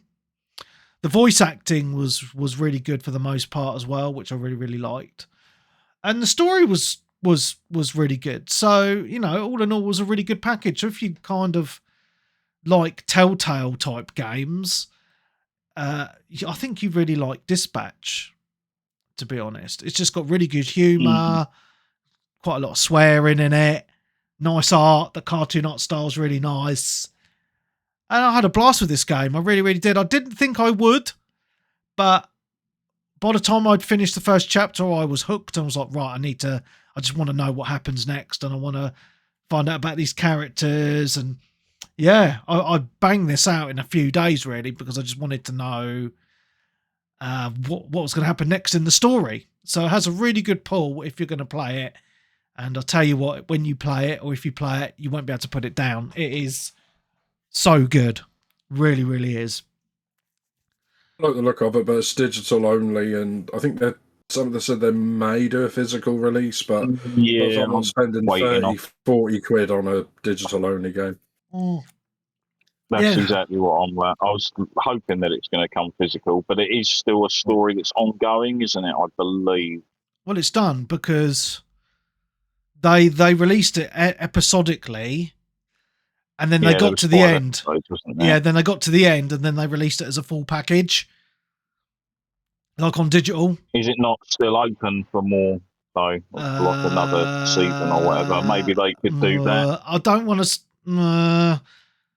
I'm not going to say anything. If you're thinking about it, I imagine if there's a story that's overarching with certain things, but then at the end, is there chances for more stories to sort of turn up? Maybe, but I'm not. I kind of like feel like it was kind of a ending, if that makes one and done. I think that's how I kind of felt. I'm guessing they could do more stuff, but I feel like it was a good because it's been successful, hasn't it? So I imagine they'll want to carry on. Yeah.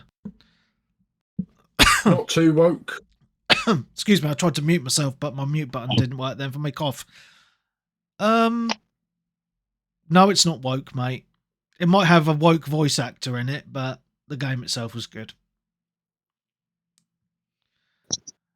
So, yeah, I mean, Daz is asking me, is it a one playthrough only? I mean, I felt like it was. I mean, you could make some other choices, I guess, but I felt like one playthrough was enough, and I got what I wanted out of it. There is a few different kind of endings, but I watched the endings online, and I was like, well, there's only a few minor differences.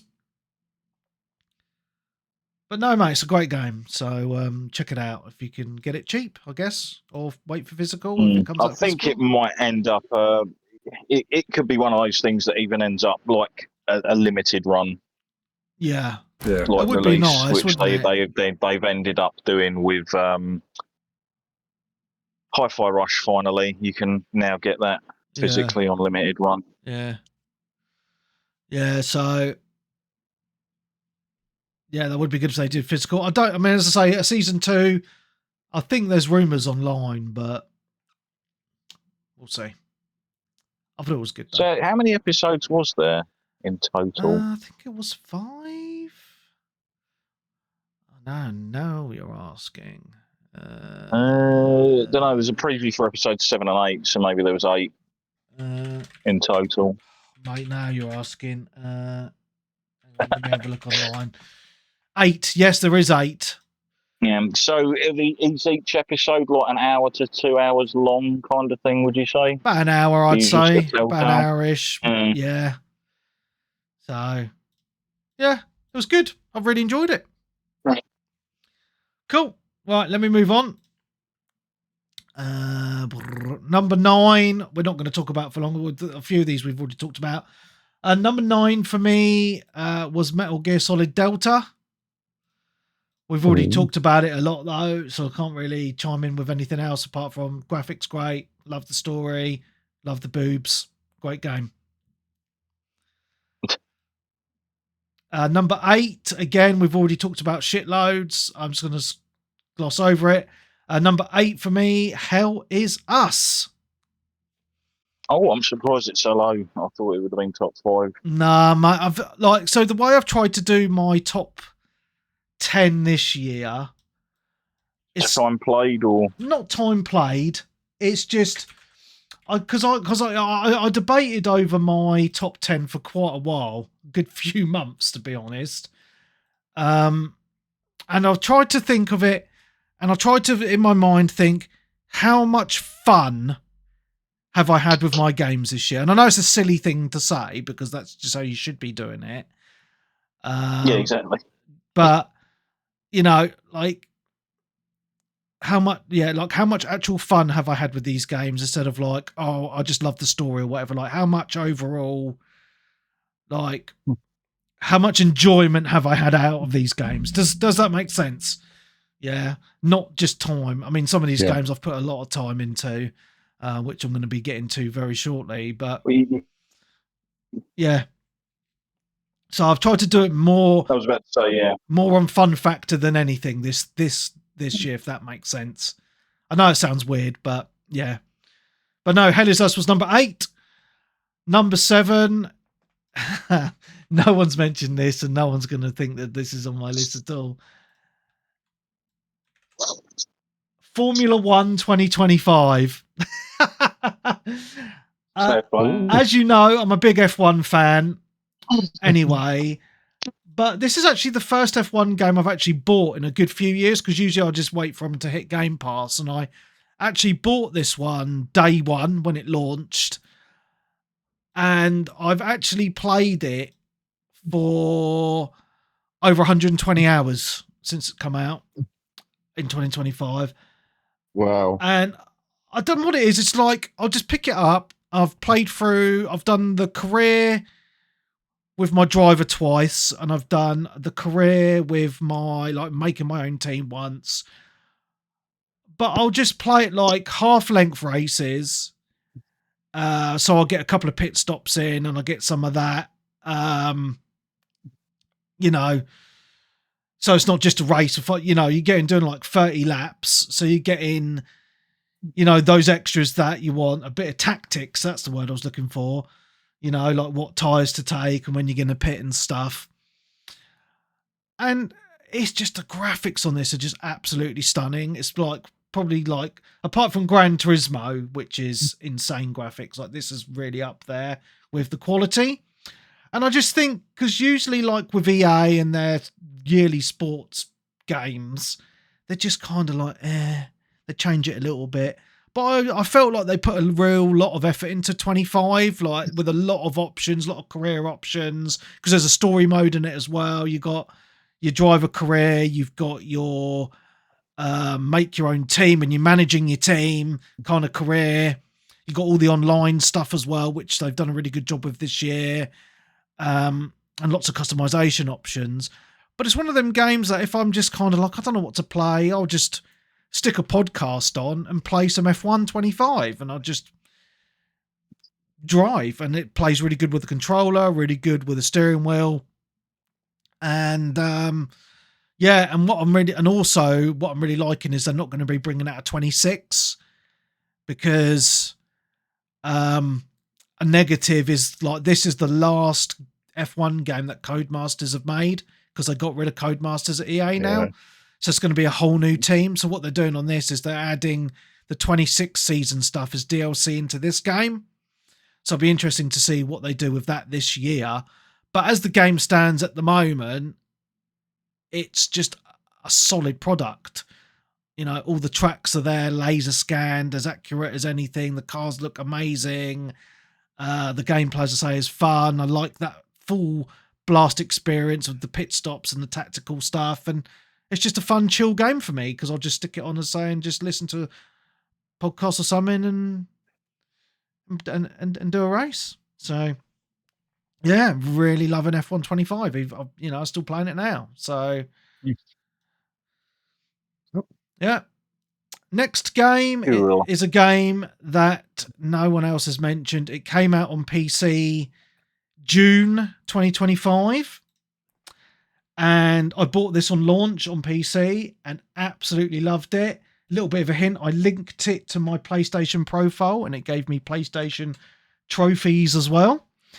That game is Stellar Blade. Was that this year? Yep, on PC. This year on PC. On PC. Cheating again. On cheating. PC. Yeah. All right. Judge. Yeah. And this is this is the rules that we all agreed to. If it launched on a platform in 2025, it can be in our top 10. So Stellar Blade is at number 6 for me, because I couldn't play it on PlayStation because I didn't buy it on there. So yeah, I absolutely love Stellar Blade, and I know other people played it the year before on PlayStation 5 and were banging on about it. I wanted to wait for the PC release because ultra wide and mods. Brrr. Yeah, so great time. This game is so well made. All the locations are fantastic. The combat with Eve is just absolutely stunning as well. The leveling system, just everything about this game is just pure genius. Love it. Lovely platforming. I loved it, mate. Even the platforming. Yeah, seriously, mate. I just for all the levels are really well designed. I really like the variation of the enemies, even though it got quite tough at times. I just felt like a great sense of achievement when I actually finished the game, and I thought I had a pretty cool story bit behind it as well. So, and I think when I was playing this, I was just thinking, this is what gaming's been missing a little bit. A good-looking, sexy protagonist for a change, because that's been missing for quite a while. Great combat, great graphics, lovely soundtrack. Oh, the soundtrack's stunning. And just some really good, massive, I would say massive open environments as well. With that sense of exploration. And I kind of like, because I got the super duper edition, so I had that I can't remember The extra costume, the black. Yeah, and the extra yellow costumes and stuff. content. With the dude. Oh yes, that's right. Yeah, it the launched on PC the same time Yeah. as the Neo. Was it the Neo? Not the Neo? No, stuff? Girls. Neo, No, not that's Girls Frontline. It's the other game they make, isn't it? The gacha shooting Oh, the game. shoot. What, Nick? Oh, Crossover, Nikki. didn't it? Yes. I can't remember. Yeah. Nikkei, yeah, Goddess of Victory. Yeah. Yeah, and that DLC was good because it put you in that kind of mobile game, that third-person shooter levels as well, which was pretty cool. But as I say, like this game on PC, I mean, I don't know how it looks on PlayStation, but Phenomenal. graphics, insane, mate. Absolutely insane. Oh, you know, with a full ultra wide support, you know, ultra graphics, it just looks amazing. Absolutely I amazing. can't remember if Peebs played it on his pro when he got it, because he got it and really liked it, didn't he? Yeah, he's I on think his he only second. went through it this year. Yeah, and he's on his second playthrough as well. Yeah, it was one of the standout games that actually for the pro enhancements. Yeah. So, yeah, absolutely love this game, and it was better than what I thought it would be as well. So I was really, really pleased with it, to be honest. So, yeah, a little bit of a cheat, I guess, but that's the rules. Not really, like you say, it did come out this year on PC. Yeah. You're fully okay to have Death Stranding 2 next year, mate? Yeah, I'll probably be on there somewhere, mate. Right, next game, number 5. Yes, so we're in top 5 now. Another RPG. It's a good year for RPGs, to be honest. Trails in the Sky first chapter. What a game this was. Wow. Now, I've always been interested in the Trails games because the original, like they started off, I think this game was originally on the PSP. And I've always wanted to play them, and I even bought the original version of this on Steam with the intention of playing it years ago, but never got round to it. And then when they announced these remakes, because the originals were kind of like that isometric 2D kind of style, whereas they remade this in that kind of Tales of Vesperia, Tales game kind of style with the art and the combat and stuff. I was like, I'm just gonna fucking play this. I need it in my life, and it didn't disappoint at all. I absolutely loved it. The story is just absolutely phenomenal. The combat I really enjoyed. It's kind of that mismatch of like that turn-based and action combat. So like when you're running around, you can hit the enemy. Then if they're weak, they'll just die. If not, it'll put you in that kind of turn-based combat style, which I really like. So the art, the graphics, like they're not like amazing, but they're stylized in that way, that cartoony-ish type way that you'd expect from a Tales game, which is good. It's good enough. And I just, I mean, there's loads of games in this series, isn't there? Oh, loads. And what's really nice about this is because they're remaking these ones, because these were the first one. Well, this was the first one, but they're going through like it was a trilogy. So the sequel for this is coming out this year, which is really cool. The remake of the sequel. So I think the reason people love these and they've got such a valid following to them is the characters carry across multiple games. Yeah. So you see character development across multiple titles rather than it all just being done and dusted in one game. Yeah.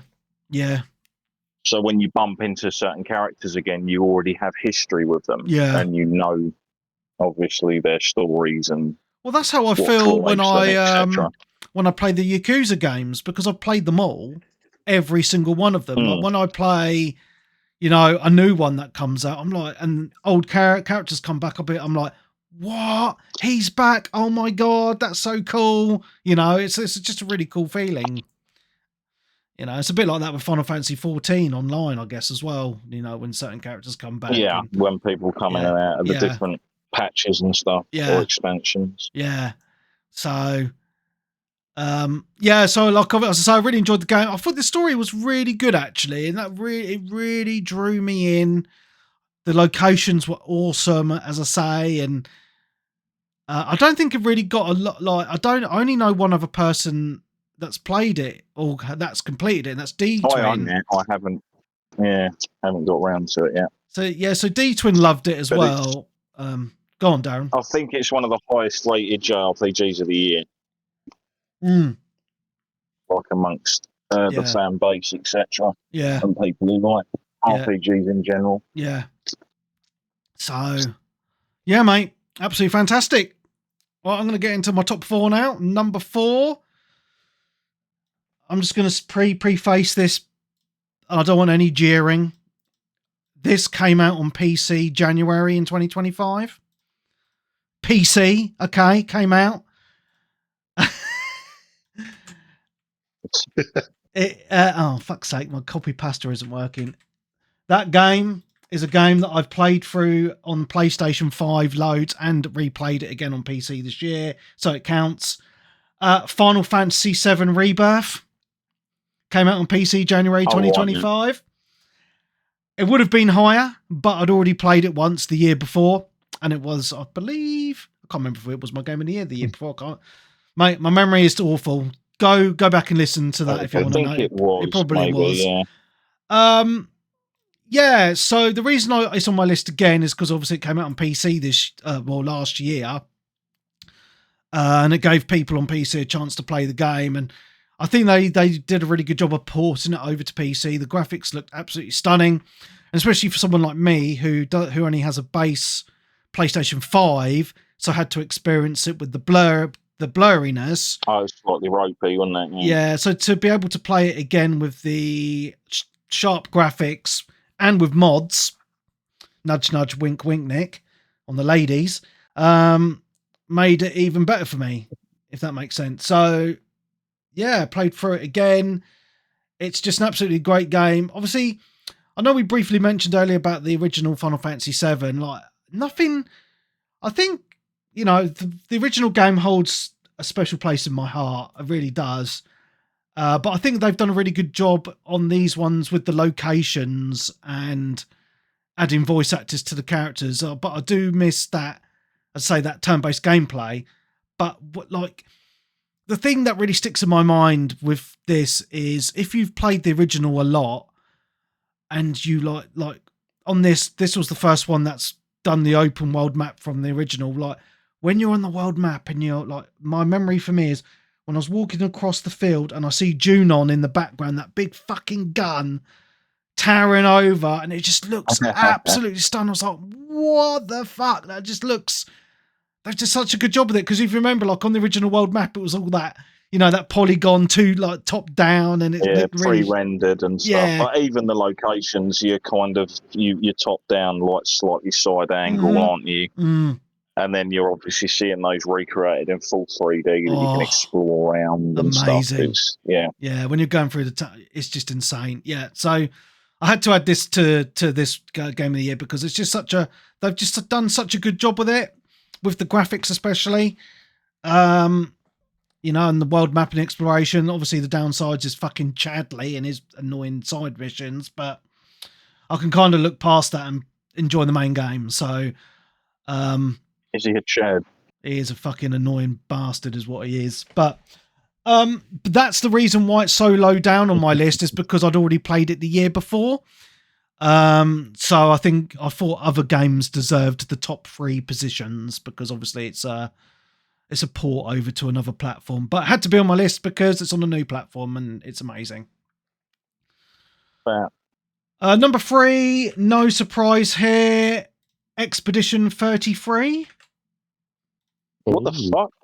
Is it number 3? I'm sorry, mate. It's only number 3. I loved it. I thought it was amazing. But same as me then. But I could only get it in. I thought about this long and hard, mate. And it was so much fun, but the other 2 games were just I just enjoyed a lot more, just in fun factor.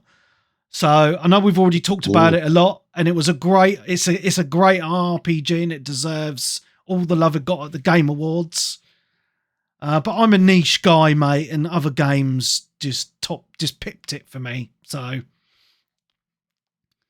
yeah, shall I move on, because we've already talked about that game a lot. Anyway, let's get into let's get into number 2, and you're going to be surprised that this is only at number 2. Battlefield 6. Oh, yeah. You've got Avowed at number 1, haven't you? Fuck off. And again, I'm going by fun factor. Veilguard. I'm just giving you hints here at fun factor, right? So Battlefield's at number 2. I know. So Battlefield's at number 2, because absolutely love the online, absolutely fantastic. We talked about it earlier. Great experience. But it I didn't think I get can number predict one. your number one. But it didn't get number one because the campaign is shit. So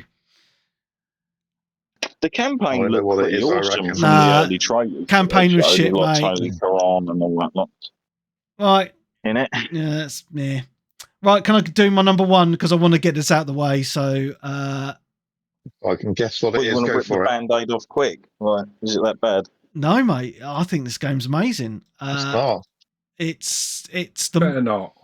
It's the most fun game. It's the most fun I had all last year playing a game. I had a smile on my face the whole time I played through it. And it's not Ark Raiders because that's a multiplayer game. It didn't make my top 10, unfortunately. So that's a little spoiler. I thought it would have been in there, No, it didn't make my top 10, even though it's a great online game. It didn't match up to anything else of the top 10. Pirate Yakuza in Hawaii, my number one game of 2025. Yay! I'm actually quite Wow. happy that you remembered that this came out last year because it came out in January, didn't it? Yeah, it came out very early.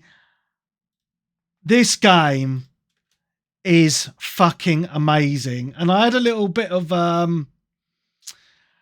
when you were just saying a minute ago about characters coming back, etc., I was just thinking, oh, Yakuza. That's why I mentioned Yakuza very briefly, because as you know, I'm a huge fan of the Yakuza games. I think they're just phenomenal. Probably one of the best game series I've ever played in my life. You know, the franchise has gone on, in my opinion, from strength to strength, and I was really worried when they introduced the new character with Ichiban as the new main character in the games.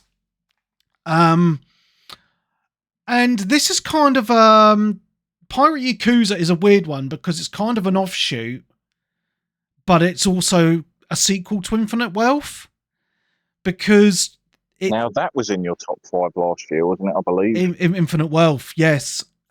Yeah, love that game. And it's just come out on PS Plus as well. So if you've got PlayStation and PS Plus, check out Infinite Wealth. Now, the reason why this is my number one game is the most fun I had, and I spent over 100 hours in this game doing all the silly shit because it's like, and this is what I love about these games, and I've said it hundreds of times before, is the standard Yakuza games. Or the Like a Dragon as they're called now, is they usually have a very serious main plot line, but all the side stuff is wacky as fuck. It's just really weird, and it's just that weird and wacky Japanese sense of humor that I just find hilarious. Like you get men in nappies doing weird shit and stuff like that, you know? Fucking stupid, but it makes me laugh. But what made this special for me is it's just pure silly, because the whole setup is you're playing you're playing Majima, who's canon. He's usually kind of one of the bad guys, kinda in the main arc of the stories, but he's got amnesia and he becomes a pirate, and you're in modern day, but you're dressed up as a pirate sailing an actual pirate ship, and you're sailing the seas around Hawaii, and there's this whole fucking silly subplot of there's other people that captain pirate ships, and there's this secret island where they have pirate ship battles, and it's really fucking bizarre, and it sounds really stupid, but it works. It absolutely works so well. And what I love about it is you have the original, so if you played Infinite Wealth, you've got access to the whole massive island area of that game. Plus you've got loads of different sea sections to sail outside Hawaii. Plus you've got the Hawaii island and loads of other little areas as well. And it's just it's multiple games in one, because on Hawaii you've got like loads of silly side quests that you can do. Like there's like, I talked about this early last year when I was playing this, you've got like a Mario Kart kind of clone. You've got like a Crazy Taxi kind of clone, and like one where you got to take pictures of men in fucking pants running around the different areas when you're on the tram. Really fucking weird.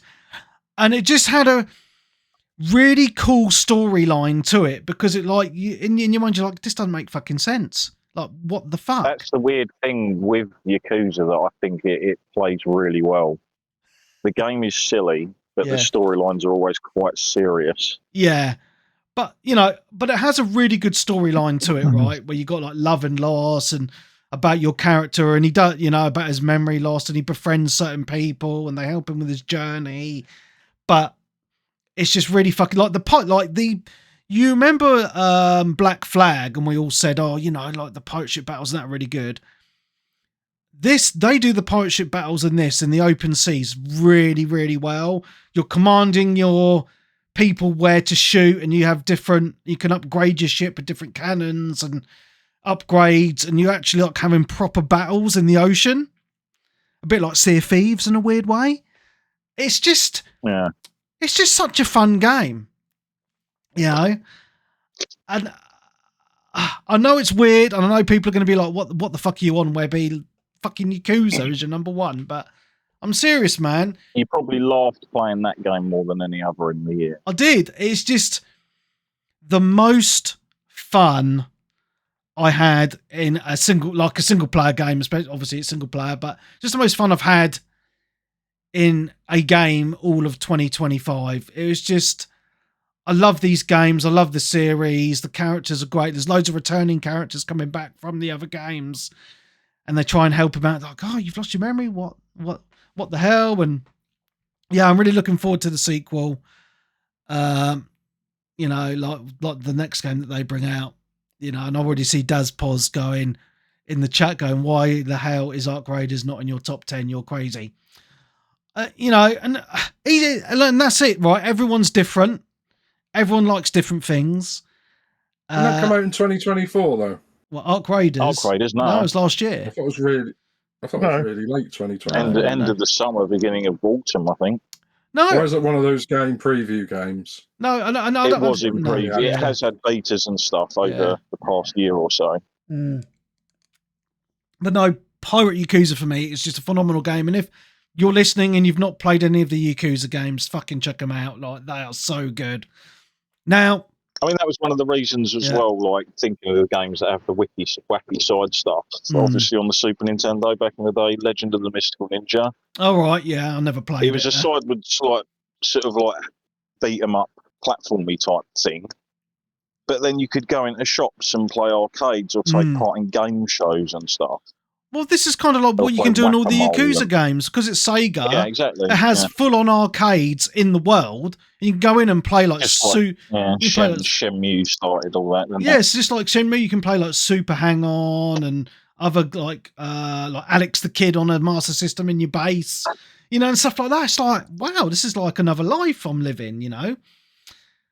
And I don't know. Whenever I play one of these games, I just get sucked into. I do everything. Absolutely everything I can. That's why I usually spend well over 100 hours playing each of these games, because there's so much content, you know. So yeah, it's absolutely fantastic, mate. It really, really is. And I know it's not been. I don't think it's been mentioned by anyone on the Discord. I know I'm in the minority of people that are just obsessed with the Yakuza games, but I just think they're amazing. I really do. It was one of those ones that sort of turned up and then I was sidetracked. It is unfortunately still in the shrink wrap. Oh, mate, you need to play it. But it's there to get to when I'm ready. Yeah. I'll have the first Like a Dragon to play. Yeah. Can I just want to mention, like, I've got a couple of, I know you guys want to do your honorable mentions. I just want to talk about a couple of mine, just very briefly, just to set aside the people that are like screaming at me about Arc Raiders. Look, I think Arc Raiders is a great game. Like, there's no getting past. It's not for me, but it looks fantastic. I can fully see why it would be in people's top fives, if not like right at the top. Yeah, I think that the problem for me is, and this is just a personal thing, you know, and I'm not going to take away from anyone else and their enjoyment. So I like to play these type of games in co-op, right? And most people that I've spoken to have been playing it mostly solo. I can't really get myself into doing it that way, because this is like, in my mind, a co-op game, co-op experience. I want to play with people. When I have played it with people like D-Twin and Peebs, I've had a really good time. I'm not going to lie, it's been fun.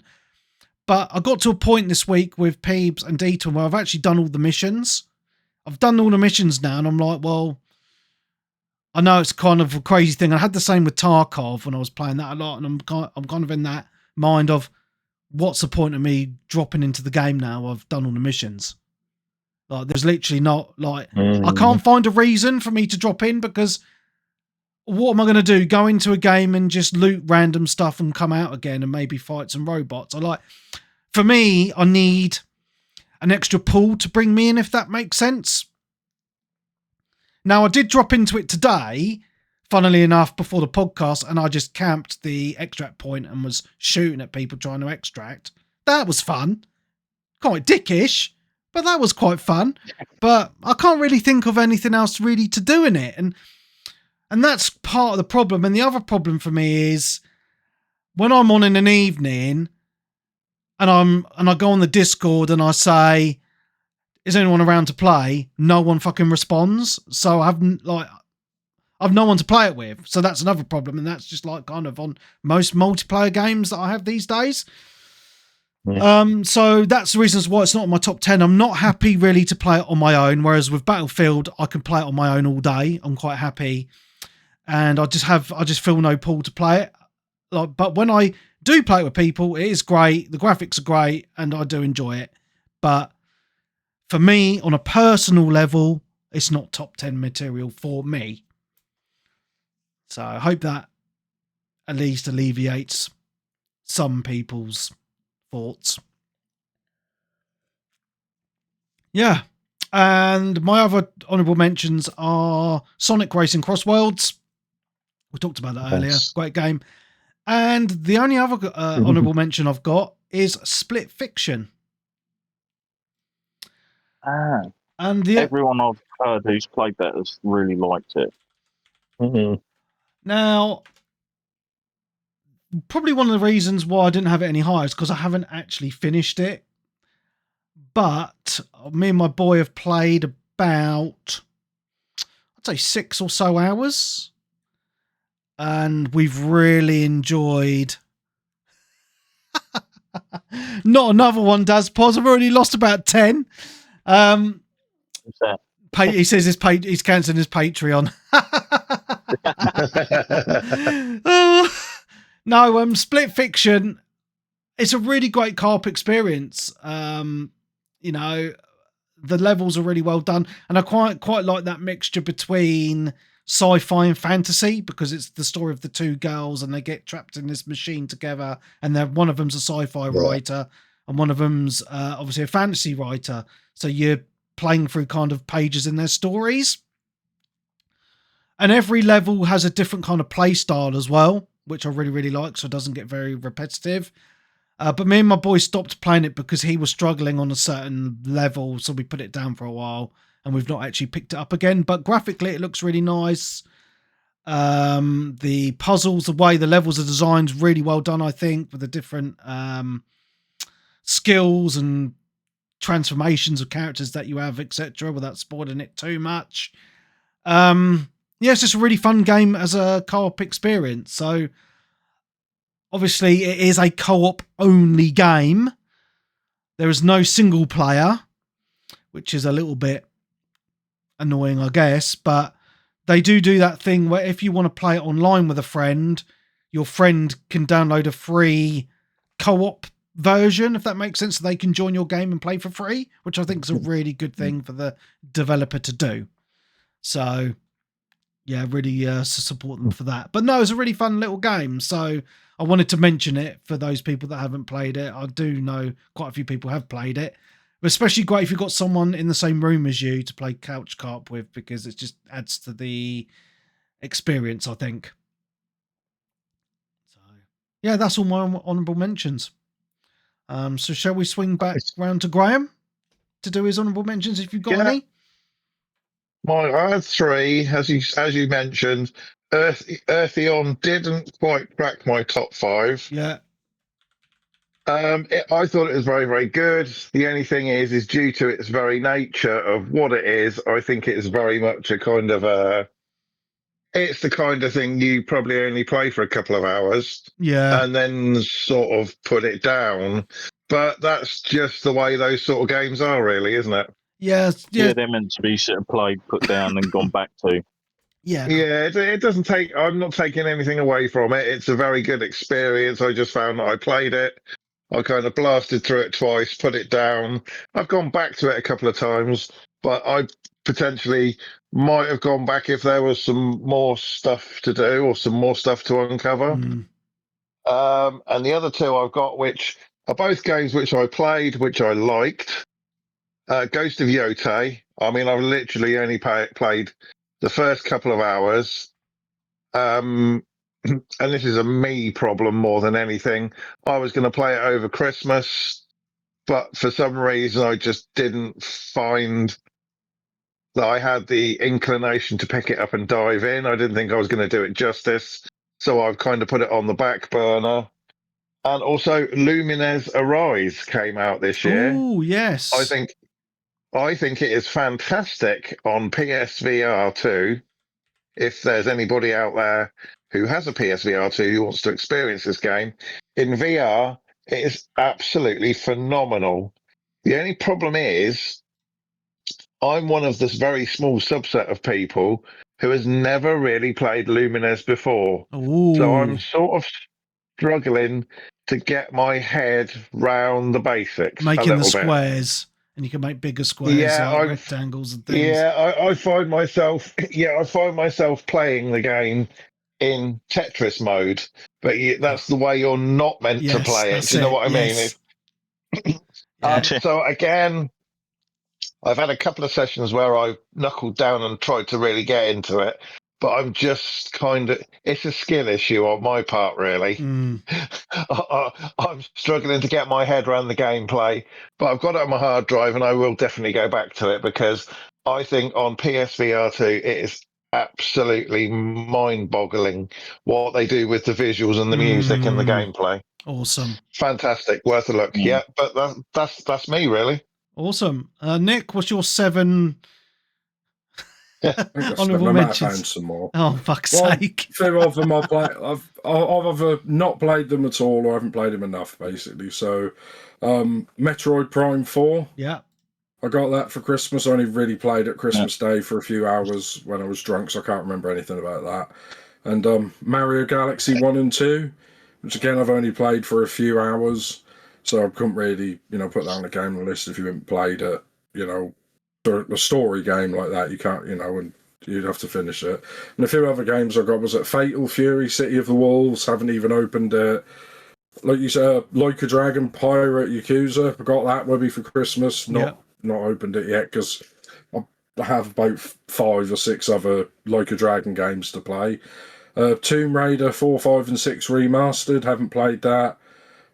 Tormented Souls 2, looks like I haven't opened it. And Bravely Default Flying Fairy HD remaster. As I haven't played, but I bought them, so that's worth something. If I've bought them, but I haven't. Fair enough. It's worthy enough to buy. Fair enough, mate. Cool. Is that it? Yeah. Anything from you, Darren? Any honourable mentions? Oh wow. Yeah, obviously Graham talked about it earlier. Ghost of Yotei. Yeah. Really good game. I thoroughly enjoyed it. Unfortunately, it didn't make the top 5 due to the fact that I kind of felt like I played it before, which is the effect I've had with obviously a lot of the sequels to the other games. And it's like, because it's not the first of its type, it does lose a little bit of luster. It just generally does. It's really well done, but you kind of, just like God of War, Ragnarok to me, and obviously Horizon, etc., I felt like I'd already played it. And it was just kind of like DLC. Even though it's obviously a full game, looks beautiful. The combat and everything is satisfying and great. So it is a really, really good game. Just didn't make the top 5 how I felt playing it. Mafia: The Old Country. Oh, I've not seen that mentioned at all. I really enjoyed that game. I thought the story was good and the characters, etc. It was just a shame, like I stated when I was playing through it on earlier shows. I was a bit bummed out. You kind of don't get the free roam that you think you normally would in an open world kind of game. It is very much story driven. You're pulled through chapters, and That's you a get shame. very limited sort of areas of where you can sort of go, and when you get time to actually do so, when you're sort of driving around. But still really enjoyed it, and I believe they've like patched stuff into the game now where you can actually go around free roaming and things Oh, brill. to get collectibles, etc. Yeah. Another one that sort of caught me off guard that was really cool, nice little indie game, was Absalom. Oh, yes. I heard you mention this a few times. Just like, during the year, Very like great art style, great gameplay. It's just a fun sort of side beat 'em up where you play as like two characters initially, but then you can unlock another two, and you kind of go through levels. It's roguelite in a way, in the fact that you get X amount of lives and then you reset back to the beginning, but you can take certain power-ups and abilities with you that you can buy with the what you've earned playing through up to that point. And going through the loops, you open different areas and stuff as well. So there's a lot more to that game than it initially looked. Nice. But really well done. Another one I want to share is Karma: The Dark World. Karma. Oh, there's the horror type games, aren't they? It's the really dystopian, like depressing sort of game where you kind of feel like you're in Russia or somewhere having some sort of experiment. It gives off that vibes of like sort of 70s, 80s Russia, like very concrete, dystopian. And you're part of I believe it's the Thought Bureau and stuff, and you're out to arrest people because of basically acting up, and it's all surveillance and TVs, and it gets very dark and very weird, and it's all psychological. And it's really well presented as well. The presentation in the game is actually really good. If you can pick it up for like a tenner or something, like spot on. Nice. Okay, interesting. Just it's not super long, but what's there is like fun enough to sort of go through. I'm going to mention Oblivion Remastered because it is still a pretty damn good job that they ended up doing with that game. Okay. In how it was done, like it is like done exceedingly well, I think, for a sort of remake, and in fact of like keeping the jank and stuff. And I've even had like a few game crashes here and there where you're like, yeah, the traditional experience. In Morrowind, we used to know that because it used to have like little hints of like save often, you do not know what's around the next corner, and it was almost like, no, we save often because you might crash again, and I might lose 3 hours of gameplay because I've forgotten to save it because I was so pulled into the world. You kind of forget for a little bit. Girlfriend's done it's 150 hours and she won't let me play it. So nice. It's a massive. It's almost like it's 120 gig file size, but it's a beast. Yeah, you forget actually when you how think the original was only a couple of hundred. It was only probably about 2 gig or something, wasn't it? The original Oblivion. Yeah, because when I played it on Game Pass, I didn't finish it. I thought, oh, it looks all right, but not amazing. And then I watched a comparison video, and I was like, oh, they've actually done a really good job. Yeah. There are certain areas of it that feel really nice. And I've just kind of gone to certain areas, and the time of day is hit perfectly, and the atmosphere and the lighting and everything like that. It's pretty damn awesome. Yeah. This was a nice holdover, like until the initial Elder Scrolls 6 in like 2029 or something. You're optimistic. Yeah. And what's the last one I've got there? I think. Oh, and Horror Warriors: Age of Imprisonment. Oh, okay. On the Switch too. I thought was really cool as well. Nice. Nicely done. Yeah. Very cool. Is that it? Can we mention our disappointments? If you want, mate. I mean, I don't have any because I didn't play any shit. 2 of my biggest disappointments of the year. Go for it. The games that I was absolutely looking forward to. Dynasty Warriors Origins, which again came out really early, and I think it's just had a new DLC for it. solely for the fact that the main aspect that I liked about the Dynasty Warriors games was being able to play as a multitude of different characters. You can't in that game. You're just stuck playing as the same character. But the gameplay and everything's good, but they always were kind of fun to me anyway to play, and I just enjoyed those games more for being able to play as multiple characters rather than just one person, and being able to periodically change to another select character for a set amount of time. So that kind of paid me off. And I have to have a dig at Monster Hunter Wilds just for being, Did that come out last year? I don't know, I a can't bit remember like, now. yeah, Oh, did yeah, it? it was like March or something last year. Oh. Don't remember. And it was just like, at least I'm pretty sure it was. It feels like it was ages ago. It might be. I don't know, but I'm still feeling that sting. Oh, But dear. it just, if it was just unoptimized, and yeah, I don't know. I just kind of just like it didn't have that feel to me anymore. It's sort of like it was. You can auto path yourself everywhere, and it's more story driven than sort of like the old classics, where it's like go here, get a quest, go out, kill shit. Made it more accessible for the modern audience, mate. We've got to have this storyline in there as well. And it's like, yeah, I don't mind it. Don't get me wrong. I like the cutscenes and that, and they're really well done and everything. But I don't necessarily need a story. I just want to go out and hunt monsters. That was the whole point to the game, and still is. There's some stuff that are done pretty well in it. It just should have been more. And like I say, it wasn't well optimized across the board. It wasn't just obviously PlayStation, Xbox, and PC having issues with it. I think they found out recently that if you've got more DLC for the game, it runs better because of something in the programming or in the That's code. fucking ridiculous, that. Oh, and my they God. reckon that's one of the things that's kind of affected the performance on the PC side. Fuck's sake.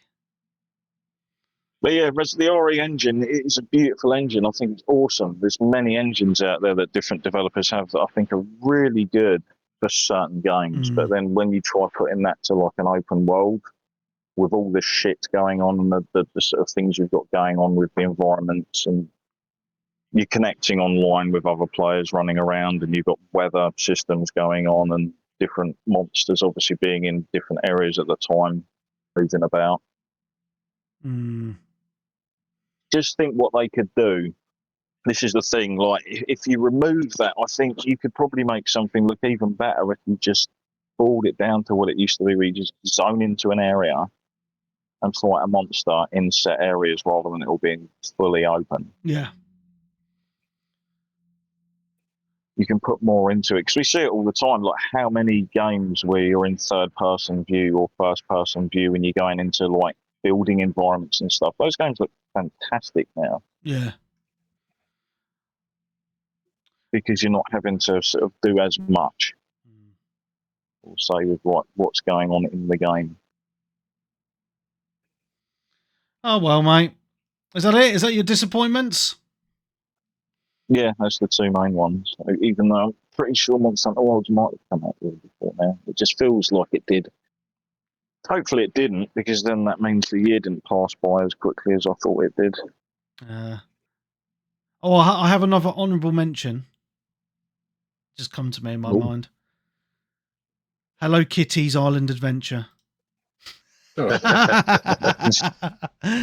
been loving playing that with my daughter. I was playing it with my daughter today, actually. It's really good. So if you've got little kids, it's great. Yeah. Yeah. She's trophy whoring for me. Yeah. Yeah. Cool. Nice. Right, shall I read out some Discord people's top fives? Yeah, do it. Just to get an idea of people's games. I think that'd be quite nice. And if you did supply your top 5 or top 10 onto Discord, I thank you very much. It's really nice to get the community involved in these things. So let's get going, shall we? I'm going to struggle with some names because I'm streaming and I have streamer mode enabled on Discord, and it cuts out some people's names, which is really weird. But some people have their names. I don't understand this. So D-Twin. Hello, D-Twin. Here's top 5. At number 5, Kronos. We didn't mention So Kronos that's at all. a game.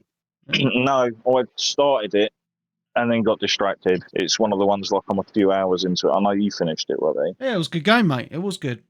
I think, yeah, it's something I'm kind of looking forward to get going into because I always enjoy a good Yeah. over-the-shoulder sort of like horror type game. Number 4, Battlefield 6.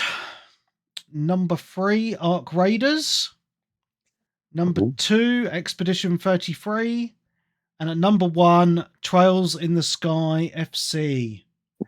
So a man after my own heart. The high, yeah.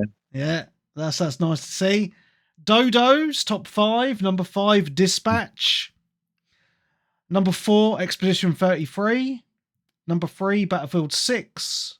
And number 2, Ark Raiders. And at number 1, Dune Awakening, the MMO that came out last year. Yeah. So that's an interesting one to see there. Very nice. Scroll down a bit. Oh, Turner has a top 10. He's a hardcore gamer, is Turner. He's always playing something new. Number 10, Mafia Old Country. Number 9, Kronos. Number 8, Death Stranding 2. 7, Battlefield 6. Number 6, Dying Light the Beast. That's one. That was a game I definitely wanted to try out, but it never got a disc release. I'm holding that's off a shame. to see if it does. If not, it's like one of those where it's like, oh, fair enough, I'll leave it then.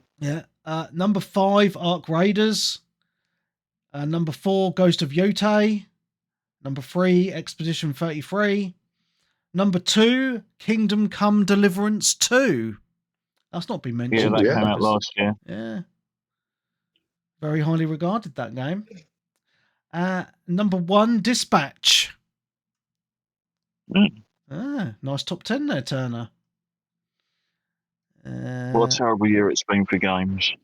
Well, okay, now we're on to Peebs. Peebs' turn. Right. Peebs has a top 5. Right, Peebs, let's do it. Number 5, The Precinct. Well, that was a good game, actually. I quite enjoyed that. Is this the one that's sort of like isometric yes. view? Isometric, you're a cop and you drive. You got different. So, because I played it a little bit last year, so you can either you've got a few things: foot patrol, car patrol, flying a helicopter around. Different. It goes in a day cycle, day-night cycle. It's actually a pretty good game, to be honest. So, yeah, it's nice to see that on there. Number 4 is a game after Nick's own heart. Atomfall is number 4. Was it Peebs that really liked it? I remember there was someone that really liked it for what it was, and they actually quite liked it. You could kind of power for it in a few hours if you wanted to. Yeah. Number 3, Battlefield 6. Number 2, Ark Raiders. And number 1... Oh, it didn't decline. No. Number 1 for Peebs, Death Stranding 2. Yeah, no, I remember him saying back when Ark Raiders came out that he was liking it so much. He said it might overtake Death Stranding 2. Yeah. Because that was his game of the year for a long time. Right. Next is Clarky. He's such a hardcore gamer. He has a top 2. Legend. Is he? Yeah, he doesn't really game much anymore. Number 2 for him was Doom Dark Ages. Nice. And number 1, Battlefield 6. So thank you, Clarky, for adding Battlefield into your top 2. He had his single player and he had his multiplayer. Yeah, that's it. Scrolling down. What's my tag? Only had a top 3. So tag's top 3 is number 3, The Precinct. So that's on 2 people's games of the years. Wow. Yeah. Madden. Okay. And number 1, Battlefield. Yay. Next. You don't often hear people mention stuff like Madden and things like those, but they're still like some of the biggest selling games of the year in America. They go mad for the sports games. Yeah. Right, I'm hoping I'm guessing these people's names because these people's names are blocked out, but I can guess them by their pictures. So I'm guessing this is St. Adams. And his top 5 is number 5, Metal Gear Solid Snake Eater. Nice. Destiny 2, Renegades is his number 4. Does people still play Destiny 2? Oh, wow, okay. It's still going. Wow. It's good that it is, because I don't like it when online games die out. No. Regardless. Number 3, Battlefield 6. Number 2, Ark Raiders. And at number 1, Mario Kart World. Wow. I was also see that Battlefield and Ark is in quite a lot of people's games there. Rusty Ron has a top 4. Number 4 is I don't even fucking heard of this game. Eric's Home. Have you heard of this? Name rings a bell. I've never heard of this game. Like, it must be a PC game. Yeah, I believe it is. Oh, Eric's Home. Experience an isometric narrative-driven stealth game. And join Hannah's adventure in the vibrant city of Eric's Home. Okay, looks interesting. You should have. Was Peak last year? Peak? Oh, yeah. Yeah. Kind of just evaporated from my mind. I don't know why. Mm. Me and my boy had a lot of fun playing Peak, and then we just kind of fell off it. Me and my boy are all about the finals at the minute, and that's a bit older than last year, so yeah. So Eric's Home was number 4 for Rusty Ron. Number 3, Assassin's Creed Shadows. Someone's got to have played it, eh? Number 2, Ghost of Yotei. And number 1, Ark Raiders. Thank you very much, Rusty. He's going to shoot a samurai kit that year. Slyvester Almond. Number 5, Mafia, The Old Country. Number 4, Outer Worlds 2. He's the only person I've seen mention that. Really enjoyed it. Yeah. He said he's really enjoyed it. I know he's got Collie into it. Yeah, Colin's loving it. Yeah, he's playing it quite a lot at the minute, isn't he? Yeah. Number 3, Ark Raiders. Number 2, Dispatch. And of course, his number 1 is Kingdom Come Deliverance 2. I knew it would be. You can do a lot in that game. A lot of weird stuff. Mellafella's got games on there that didn't come out last year. So I'm going to skip him. He's probably trolling. Yeah. What were they? Just out of curiosity. There must be one in there that came out. Number 5, Ark Raiders. Number 4, Dave the Diver. There we go, Ark Raiders. Yeah, number Dave 3. The Diver probably came out on something this year. Yeah, number 3, Rust. That's been 8 years. That definitely came out like ages ago. Yeah. Number 2 is Bollocks Pit. So that's something. Oh, fair enough. And number 1 is Helldivers 2 Xbox. I think it released on Xbox last year, actually. Yeah. So, yeah. No, they're all legit. I think they're all legit. Oh, He's actually got a legit list. I think Rust came out on consoles this year for the first time. Did it? Oh, right, okay. I think so. Yeah, one of them launched with the Ichiban DLC, didn't it? Yeah. All right. Well, I stand corrected. Mellafellas stands. Okay. Fucking hell. Right. Darkest Frost has a top 7. Sacred 2 Remaster at number 7. I remember pumping loads of time into Sacred 2 was it on the 360? It was on the 360, yeah. I wish they'd redo fucking Kingdom Come games. They were so good. Yeah. Sorry, not Kingdom Come, Kingdom Under Fire. Kingdom Under Fire, yeah. They could be amazing nowadays. What are you doing? Right, number 6 is Demio X Dungeons and Dragons Battle Marked. Never heard of it. I believe this is you can play this game in VR. I think it's that one. Okay. Number 5, Peak. Number 4. Nice. There we go. Mentioned. Yeah. Number 4, Dune Awakening. Number 3, Keeper. What's Keeper? I don't remember Keeper. Is that a VR game? I'm sure. I don't know what this. I feel I've heard the name, but how many games must have Keeper in the title? Oh no, that's the game where you Somewhat. play as the lighthouse, isn't it? That lighthouse Oh. game. That actually looked like it was quite well made. It's Yeah. Double Fine, isn't it? They always have a really cool art style and look to their game. Yeah, that was actually a pretty good game, man. Yeah, I quite enjoyed that myself. Number 2, Dispatch, and at number 1, Ark Raiders. Oh, Clarky's on here again. He added another game onto his list at number 3, Keeper. So we went Keeper at 3, Doom at 2, Battlefield 6 at 1. It's just being updated in real time. Oh, fucking hell, mate. I'm just scrolling. He's put his top in twice. So I'm just scrolling down, you see, through the forum. If you keep going, you might find numbers 4 and 5. Right. Well, this is an interesting one. This is your brother, Darren. Matty G. Number 3, Mario Kart World. Oh, Number 2, Donkey Kong Bonanza. I think he said he's finished everything in that now. Nice. And at number 1, and this is he put in brackets Webby Rules, is Cyberpunk 2077 because it's released on the Switch last year. Yeah, I mean, I'm glad because it's a game I know he liked Oblivion and stuff. I don't know whether he ever sort of really played Skyrim. But I said you'd like it because it's basically the same sort of first-person sort of storytelling. Yeah. Set in a sort of cool world and everything. Nice. And obviously he doesn't really game as anywhere near as much as he used to. He just has like a Switch. Yeah. That's fair He's enough. had a Switch one for ages, and obviously this year he's got a Switch 2. Yeah. He's recently got Final Fantasy Remake as well, so hopefully he's enjoying that. Excellent. He played through the original one, the American copy, back in the day when we got it. Nice. Stuntmaster. We all remember Stuntmaster? We do. Yeah. Okay. His number 5 is Gears of War Remastered. Oh yeah, that was this year. Yeah.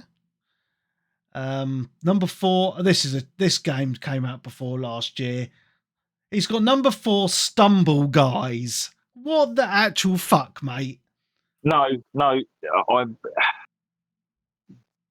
that's probably real. This is one of those games that's just a blatant rip-off.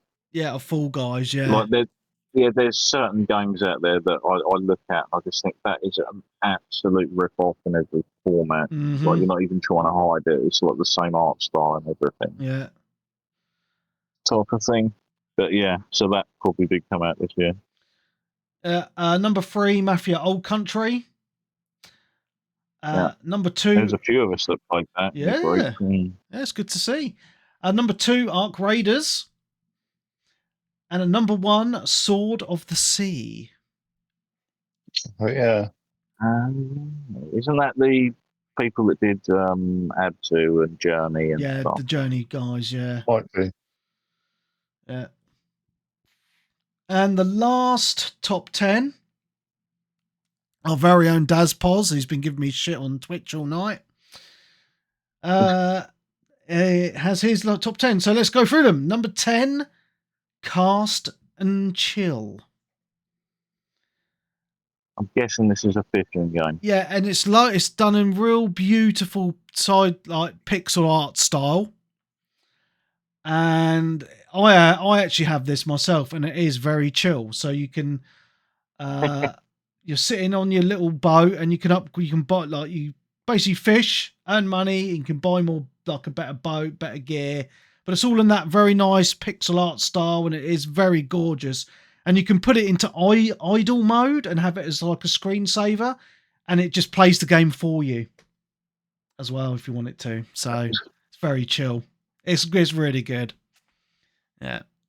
So number 9, Deep Rock Galactic Survivor.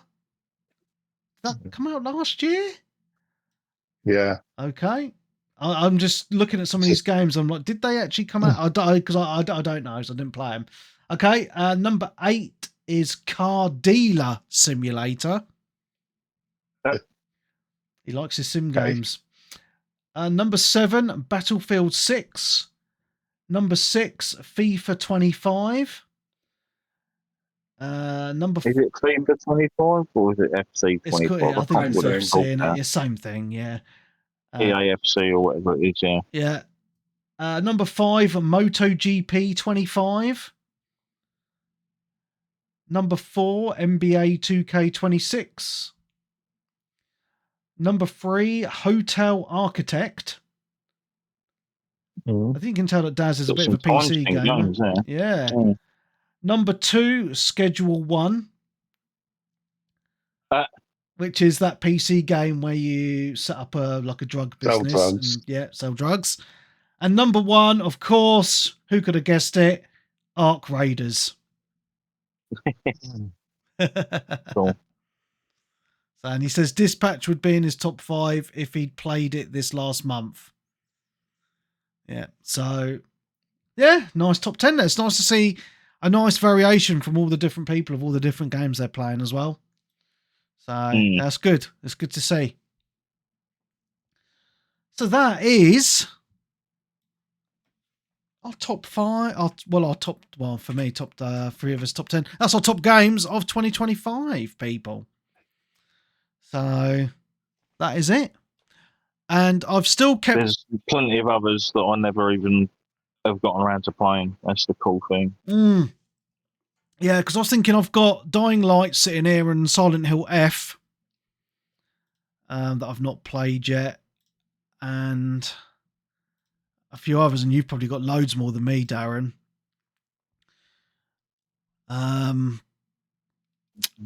Was it Japanese Drift Master as well? Oh, yeah. Yeah, that's pretty good. So, and I've still stuck. I know we're only at the end of January, but I haven't bought any games still. However, there's some temptation coming. So I did see yesterday, just talking about future games, that the new WWE 2K26 game is going back to the Attitude Era, and they've got an Attitude Era special edition coming, and that's going to be hard to not buy.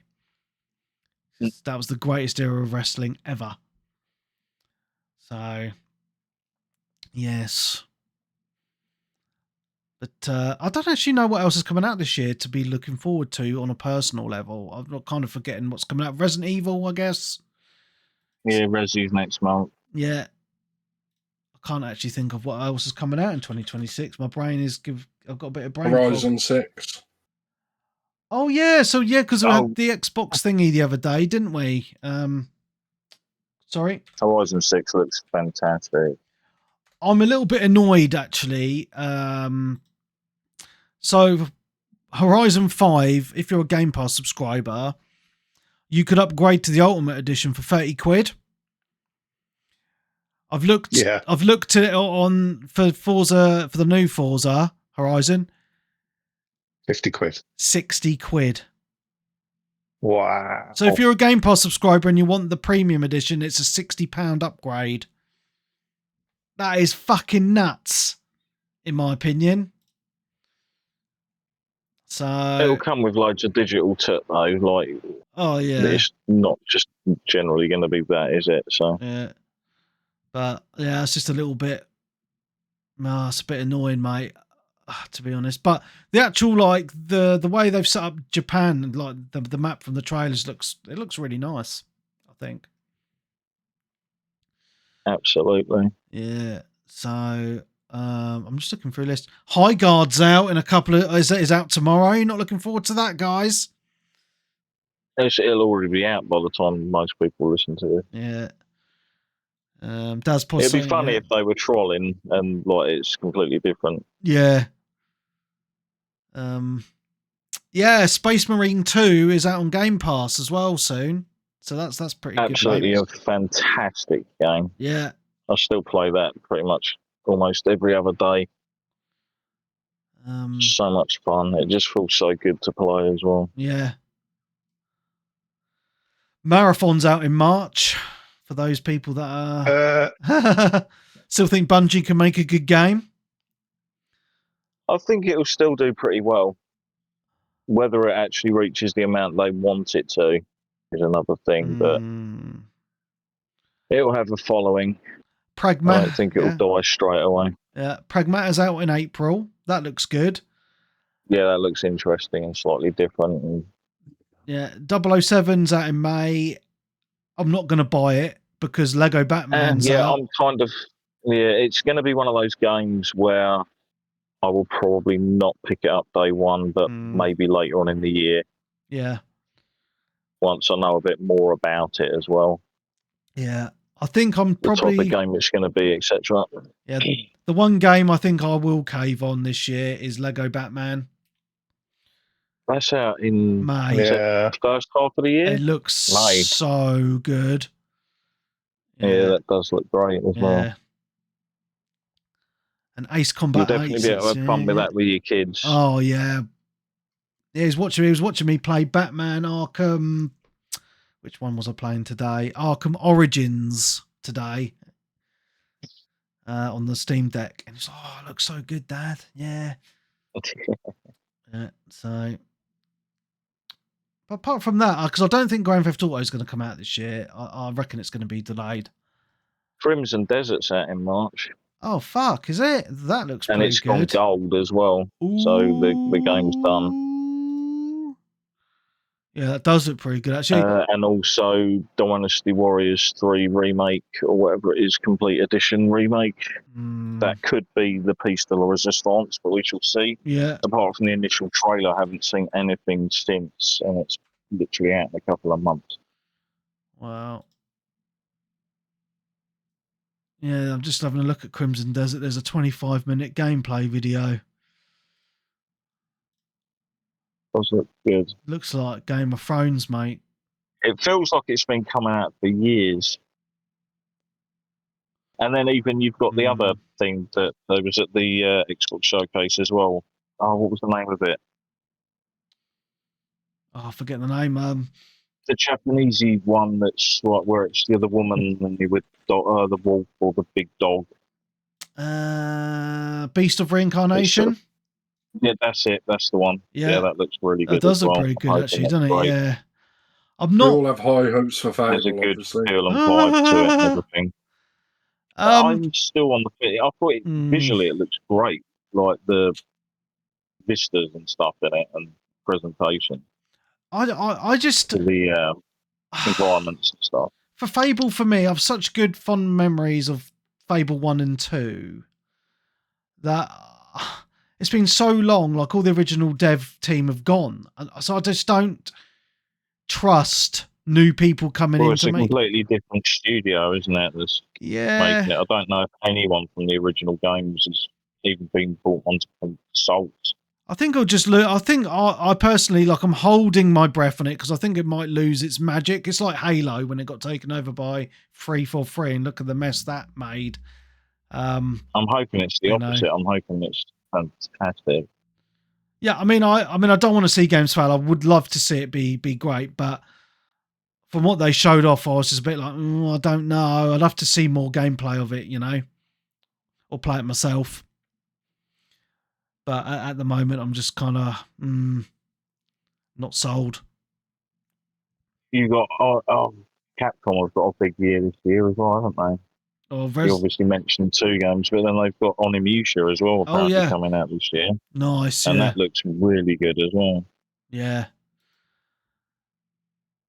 Oh man, I'll see how long I can hold off buying games for, eh? Jeez. Yeah. So I'll be on the passes and stuff anyway, mate. So yeah, well, Game Pass runs out in April. So quick get your games out, you bastard. Yeah, well, I'm quite enjoying PS Plus at the minute. There's some really good games on there at the minute. I just finished. I just finished this game, right, and it's fucking amazing. So I just wanted to, because I might forget to talk about it next week. Exit 8. Have you heard of this? Oh yeah, no, I knew the group. For some reason, I was literally looking. It came across from my store when I was just flicking through the store for the demos and stuff. Yeah. I noticed it there and then, and it was literally like 2 hours later when I looked at your message. I was like, Yeah, because it hit the PlayStation Plus this week, and I was like, "What is this? I just want to check it out." Yeah, I've not even read anything about it, And you literally, the game you starts you in this hallway. And, what the fuck? And then it's like it's like basically the gist is you're in the same corridor over and over again, but things change. They're called anomalies. So if you spot an anomaly, you walk backwards, and then the sign at the end goes to 1.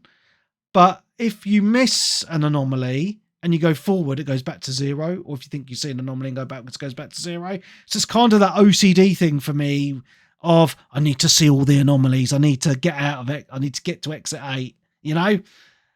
And I finished it, and I completed it like 4 times, because even like when you finish it, it rolls the credits, it goes back, and on the side it says, oh, you've still got 22 anomalies to find. So I just kept on replaying it until I found them all, because they don't repeat them unless you clear your save data. It's really, really good. And then I saw that there's a Japanese film made of the game, so I'm gonna try and find a decent copy of the film and watch that with obviously with subtitles. But it's just a cool little game, because even though it's like it sounds simple, it's just you want to go like for me. It's like, oh, I need to know what spot. Like you spend ages just trying to spot these subtle differences, and just really scratch that itch for me. So check it out. Really, really good. Yeah, speaking of simple, you've got the new game from Concord or whatever it is out this year as well, haven't you? Dungeon Crawlers, is it, or something? What's it called? Or is it Vampire Crawlers?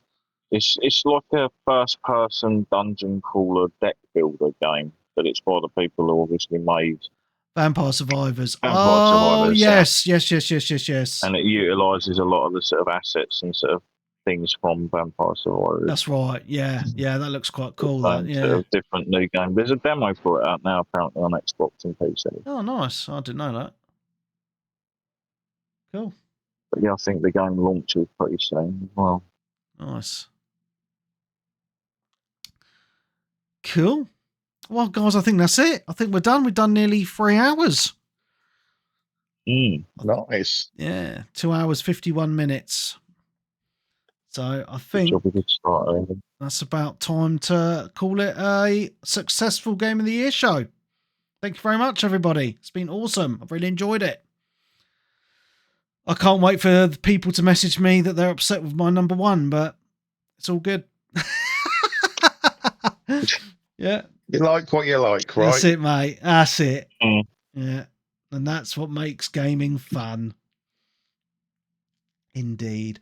Right. So on that note, guys, it's been awesome. It's gone 10 o'clock at night. It's probably nearly bedtime for some of us. So from all of us here, it's been awesome. Thank you so much for listening. And we'll be back next week with the usual show. So from all of us here, it's been awesome. We will see you next week. Goodbye. Awesome. Nice. Yeah, like I said, I know you like you moan about these subscription services, and like I've gone really off placed Game Pass recently, but sometimes like with the Exit 8, you just find a game on there which really draws you in, which you wouldn't have purchased. You know? Yeah, so good. So good. Yeah. So Right. yeah, check it out. Right, I'm going to go and jump in the shower. I'll speak to you guys later. Catch you later, man. Yeah, no worries, mate. Have a good one. Speak to you soon. Bye. Yeah. Right, catch you later. I'm going to chip as well, mate. Yeah, all good. Got to get into this phone. Yeah. Sweet. Work tomorrow. Yeah. Back at work tomorrow. Yeah. Indeed. 2-day week this week. All right for some. No. Yeah. Going to Harry Potter World. Nice. Oh, enjoy. Yeah, it'll be good. That's going to be good. There. Hopefully the weather's been a little bit warmer than it is there, or at least not raining. It's been quite grey, which has been cold, but the rain's sucked. Right, catch you gents later on. Take it easy. Yeah. All right, catch you later, guys. Bye.